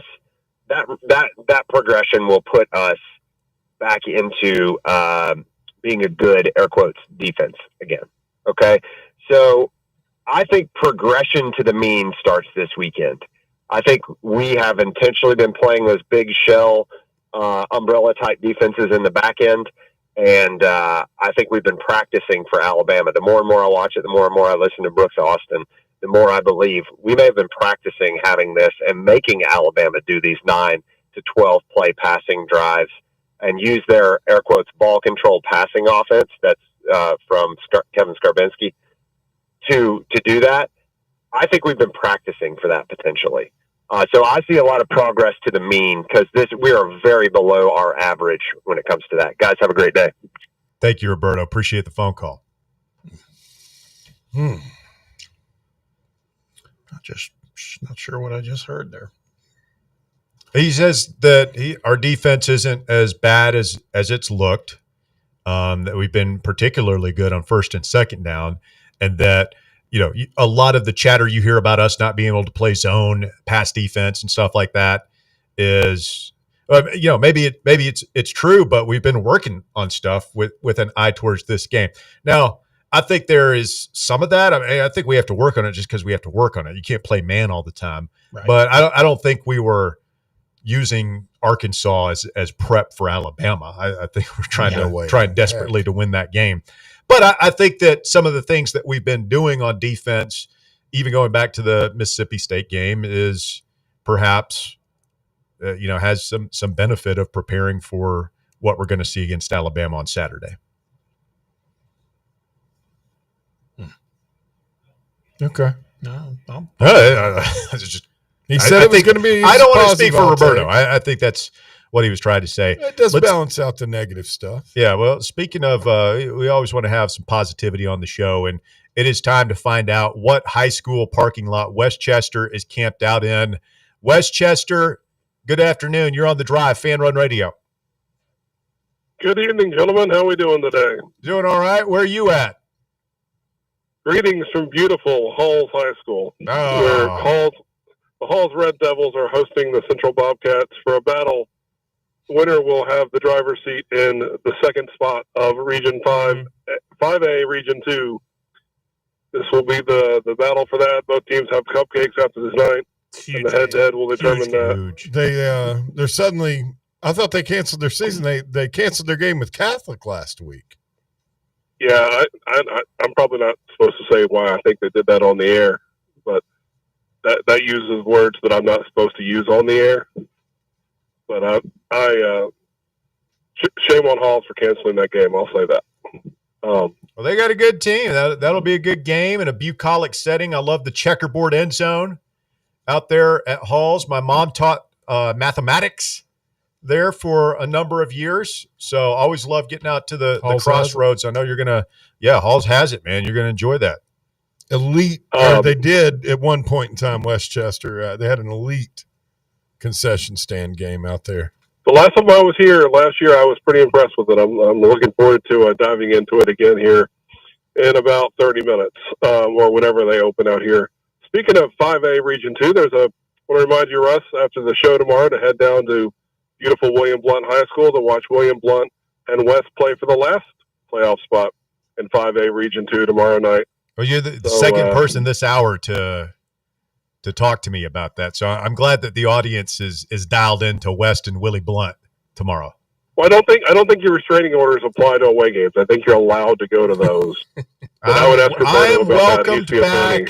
I'm welcomed back at 3300 Sutherland Avenue anytime I please. Get out here with you fake say news. that, but the first time you show up will be the next time you show up will be the first time. So I think I'm the only one that is actively banned from any local high school stadium. It's not something to brag about. Yeah, I would have kept that to myself. I came pretty close a couple weeks ago with some beautiful, not surprising, Blount County officiating. But guys, Tennessee, spot them 30 on Saturday. What are you doing? It's 7.5 right now. Go ahead and tease that up. See what you can get out of it. Was Alabama by 50 or 30, or Tennessee can actually keep it close? Westchester, we've won the game 2 out of the last 3 years. Yeah, 2 years ago was kind of a fluke. We'll see what happens.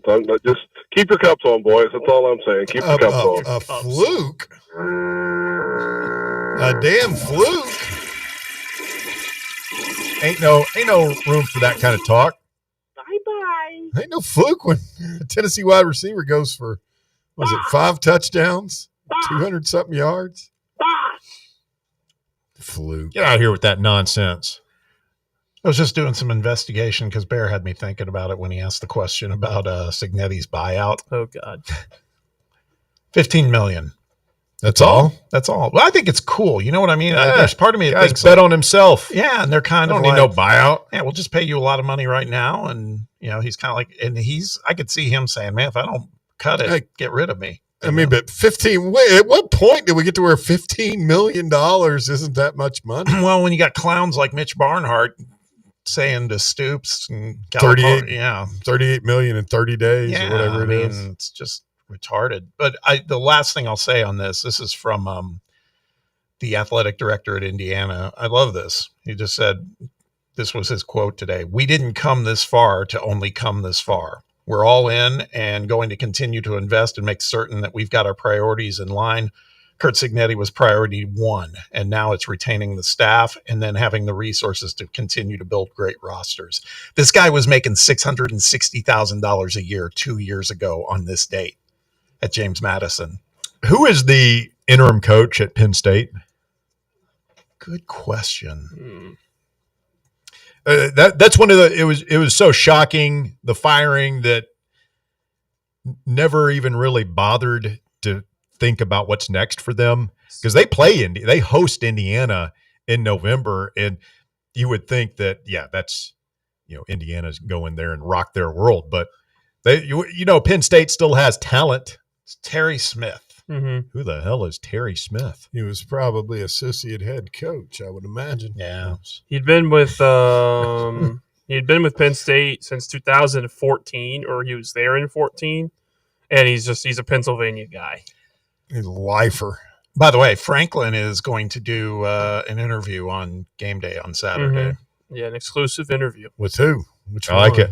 Herbie? I would guess Herb Street. Oh, yeah. Or Fowler, maybe. Just whoever records it. I was going to say Reese myself, but Reese would be good. Yeah. Definitely not McAfee. 865-966-3435. You want to jump in here before the end of the show? A couple lines available right now. We got to take a quick timeout. When we continue, we will find out who's on the docket, and then we'll wrap things up here as we get set for a big football Friday tomorrow here on Fan Run Radio. Stay with us. The shocking conclusion of The Drive coming up. The Drive. Can't get enough Fan Run Radio? Download the free Fan Run app and take the best Tennessee sports conversations with you wherever you go. Yee-haw! I've been hooting and hollering ever since I started betting with the VIP Play app. VIP Play has more than 200 leagues, every bet type you can imagine, live betting and live hosts, all with 24/7 support from real live people when you need them. Start betting better with the VIP Play app today. Don't be a better, be a better with VIP Play today. Download VIP Play today or head to VIPPlayApp.com. Make sure you use the promo code FANRUN to take advantage of their welcome bonus and so they know that we sent you. Gambling problem?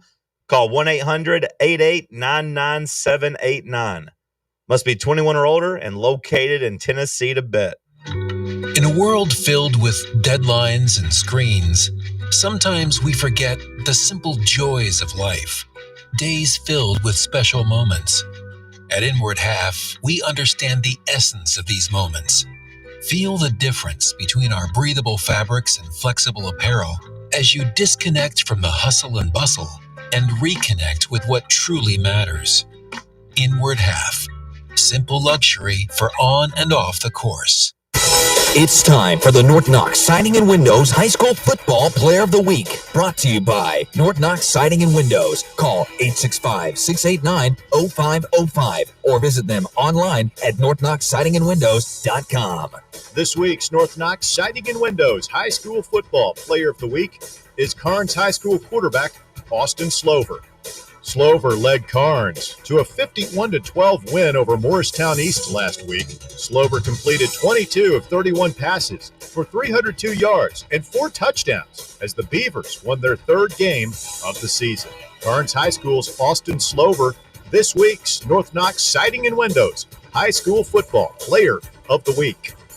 North Knox Siding and Windows, locally owned and operated. They can handle all your siding, window, gutter, and roofing needs. Call 865-689-0505 for a free estimate or go online to northknoxsidingandwindows.com.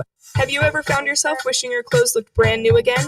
Whether it's your favorite suit, that little black dress, or your comfy winter coat, Crown Cleaners can make it happen. From stubborn stains to delicate fabrics, the expert team at Crown Cleaners uses the latest cleaning technology to ensure your clothes come back looking and feeling fresh. Visit one of their 2 area locations, Kingston Pike on Bearden Hill or South North Shore Drive near Dunkin' Donuts. Online at crowncleaners.com. Crown Cleaners, a tradition of excellence.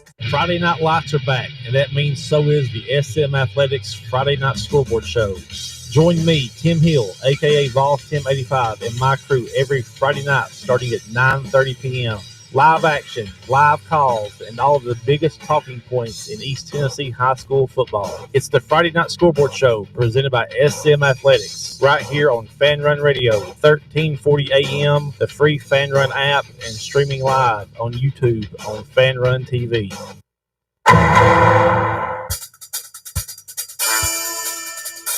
The docket brought to you by the law offices of Jerry R. Givens.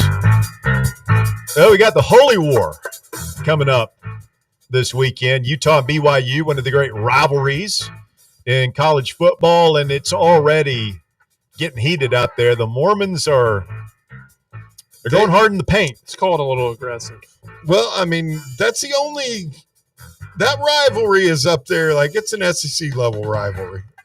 They're crazy. A 28-year-old Utah man was taken into custody after threatening Utah fans on social media ahead of the Holy War rivalry game between Utah and BYU. Christopher Ty Justice is going to be facing justice after he was booked into Emory County Jail. He's linked to an X account at Juices Loose 328. According to the Utah Department of Corrections, authorities say posts from the account threatened violence against Utah fans at LaVell Edwards Stadium in Provo. One post on October 14th, that was Tuesday, right? Yeah. October 14th read, "I'll be in the stadium Saturday. Any Ute fan I see is dead. Mark my words." I say this guy needs to be locked up in the loony bin. When another user advised him to log off, Justice reportedly replied, quote, "Nah, anyone wearing red on Saturday is getting shot," end quote. Yeah, that's level-headed. It's only Tuesday. So he's at least get to being Thursday. charged with a multitude of felonies for terroristic threats. And investigators said Justice initially denied owning the social media account, but later admitted to making the posts after being confronted with screenshots and text messages showing he had planned to deny the threats, according to the report. Booked on alleged misdemeanor threat of violence and obstruction of justice, he's reportedly on probation following a second DUI conviction within 10 years. So it's a real rocket surgeon we got going here. I'm just imagining him denying it and then them showing him the frame grabs, and he's like, "Oh, well, yeah, that. I did. I'm sorry. I thought this was America. I thought I had freedom of speech." That was me, but am I being detained? Yeah. I'm still stuck on the. I don't know if you probably don't get. You do not get the Juices Loose. I've heard it. Don't really get it. Just I always thought it was like a reference to OJ, right? Juices Loose. Yeah. Is that what that's what I thought? There's that, but there wasn't that also the catchphrase of like Starburst or something. When I was growing up, Juices Loose. There was it wasn't Starburst. There was some sort of fruit chew that had like liquid in them. Yeah. I can't remember what those were though. The Juices Loose.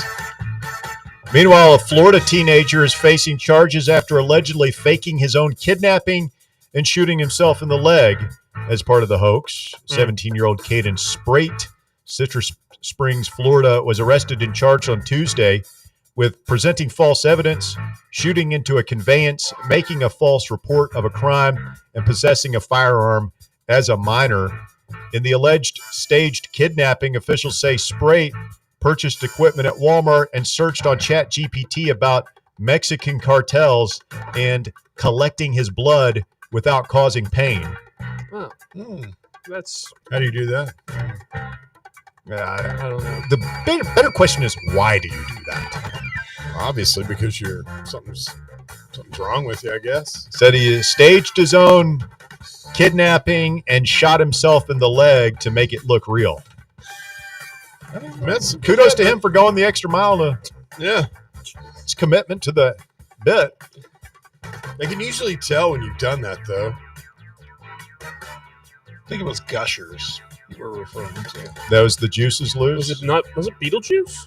No, the Juice is Loose was O.J. Simpson. The Juice is on the loose. He's in the Bronco without We're having three different conversations now. Please, focus. I was saying the gummies that had like liquid in them, Gushers. Yeah. Speaking of juicy treats, the J.M. Smucker Company is suing Trader Joe's, alleging the grocery chain's new frozen peanut butter and jelly sandwiches are too similar to the iconic Smucker's Uncrustables in their design and packaging. Hello, this is what Trader Joe's does, man. I mean, that's like. But isn't it kind of like a crescent wrench? I mean, how many ways can you design No, this the thing? guy, I watched a thing about this a year or so ago. The guy who invented Uncrustables was just fantastic. It was just some guy who loved peanut butter and jellies, and like he started fooling around and making them. And do what? How rich is he now? Millionaire, billionaire. Yeah, we've got Uncrustables in our freezer as I speak. Never eaten one.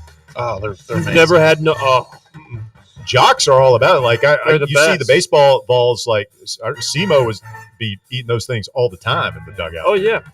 Pro NFL teams, all of them just keep them in their fridges there. They're awesome. But Everyone it took has me these things. 5 minutes to recognize him without a baseball hat on when he was in the stadium the other day. Speaking of SEMO. So this guy shot himself in the leg and tried to make it look believable, huh? That's the gist of it. Yeah. Could you do it? No. You shoot yourself in the leg. I mean, what do I get out of it? What would you have to get out of it to do it? Millions. Really? If you guarantee me, if you're going to give me $1 million and you can guarantee me I'm not going to die, yeah, I'll shoot myself in the leg. Would you let me shoot you? I guess so. Like if you're guaranteeing me that I'm not going to die, Tread lightly. it doesn't matter. Tread lightly there. If you're I mean, I wouldn't do it out guaranteeing of non-death. Yeah, I'm going to go to the hospital. What I might place have a was that, significant Bob? late. I might have to walk with a cane for the rest of my life. You're giving me $1 million. Yeah, I'd do it. Kneecap. You just Bam! Not- I'm 45. Even Like, what worse am I going to place to do get shot. athletically? Like, I'll walk with a cane for the rest of my life. Go ahead and pay off my house. Set be up an incredible the rest of my amount of life. fame. Nice vacation, car, my driveway repaved. Yeah. Pay for the medical bills, for getting shot. Yeah. That's got included. insurance. That's included. That's included in. Oh, It's yeah, included. then it's a Thought it was no-brainer. shipping It's a and handling no-brainer. cost. No, you're walking with. Tell you what, you have to pay taxes on it. Straight million. I could shoot you. Don't in the even knee. gotta This pay is like tax. a I mean, Roth IRA. I There just are go ahead places you could be shot in the leg where you could bleed out like quickly. So just Well, I'm being guaranteed You non-death. think I'm going to miss his kneecap and hit him in the femoral artery, Bob? The Come kneecap on. is the worst place, one of the worst places to get shot. Hey, he's getting $1 million out of it. just remember, you heard it from me. Like getting shot in the kneecap is like one of the Just most remember, I heard painful it. things. That'll be my dying thought as I lie bleeding out. Baskerville was right. I knew I shouldn't have let Bear hit me in the kneecap. That is the docket, brought to you by the law offices of Jerry R. Givens. If you find yourself in need of legal advice, be sure to call Jerry 865-801-9250 is his phone number. You could set up a free consultation if you're going through an arrest, DUI, something like that. Perhaps you've been injured, personal injury. Perhaps you let Bear shoot you in the leg. You want to sue him for all he's worth. Call the law offices of Jerry R. Givens, 865-801-9250. He's online at jrglawtn.com. As always, the phone call is free. The advice is free. So what do you have to lose? jrglawtn.com, the law offices of Jerry R. Givens. Legal expertise you can rely on. Just thinking you could double dip, get the money, and then sue Bear. Yeah. Oh, it's Can't true. get blood from a rock, my friend. That's, you want my collection of concert posters? I'll have you living in a tent out behind You will not. Salvation Army before this is over, buddy. I'll pop you in the other kneecap. And he'll get more money for it. Yeah, I mean, you'll be working for me the rest of your life. That's different from how my life's been for the past 10 years. It's a good point. I do have rare moments of clarity. Well, boys, wrapping this thing up. We never play me a little bit of Pack It Up, Billy. That's what it's in there. This is the song that they have hit Billy Napier with down there. Have we screened this, Russ? I've heard if you started it at the beginning. No, we're good. Yeah. We're good. Just let it roll. Go ahead. Let me talk over the beginning of it. Hit it. This is Pack It Up, Billy. He's getting it. We had our finest people go through this with a fine-tooth comb. It is okay. I'm expected to be okay. Yeah. It's like a Swiper Boy song. We waited, we trusted the clan. Swiper Boy. But the swamp's too proud to waste his time. Swamp is proud. This ain't hate. It's honesty. Yeah. Utah culture, we heard excuses. Saturday feel like deja vu bruises. 3 years deep, still trying to reboot. But the scoreboard tells the truth. Recruiting stars look good online. Get ready for the hook. But between the lines, it's a flat line. The swan used to shake when we took that field. Now we pray for drive that can seal the deal. Pack it up, billion times up quick. Tall that tall, but the game don't stick. Swan get loud when the real ones speak. Gators don't wait, we play for keeps. Pack it up in the club right now. We want wins, not words now. Pack it up, Billy. This ain't Gainesville glory. They said pack it up. Tired of watching reruns of the same old game. Thank you, Walker. Thank you, Bear. Thank you, Bob. Football Friday headed your way tomorrow, 3 to 6, right here on The Drive. It's Fan Run Radio.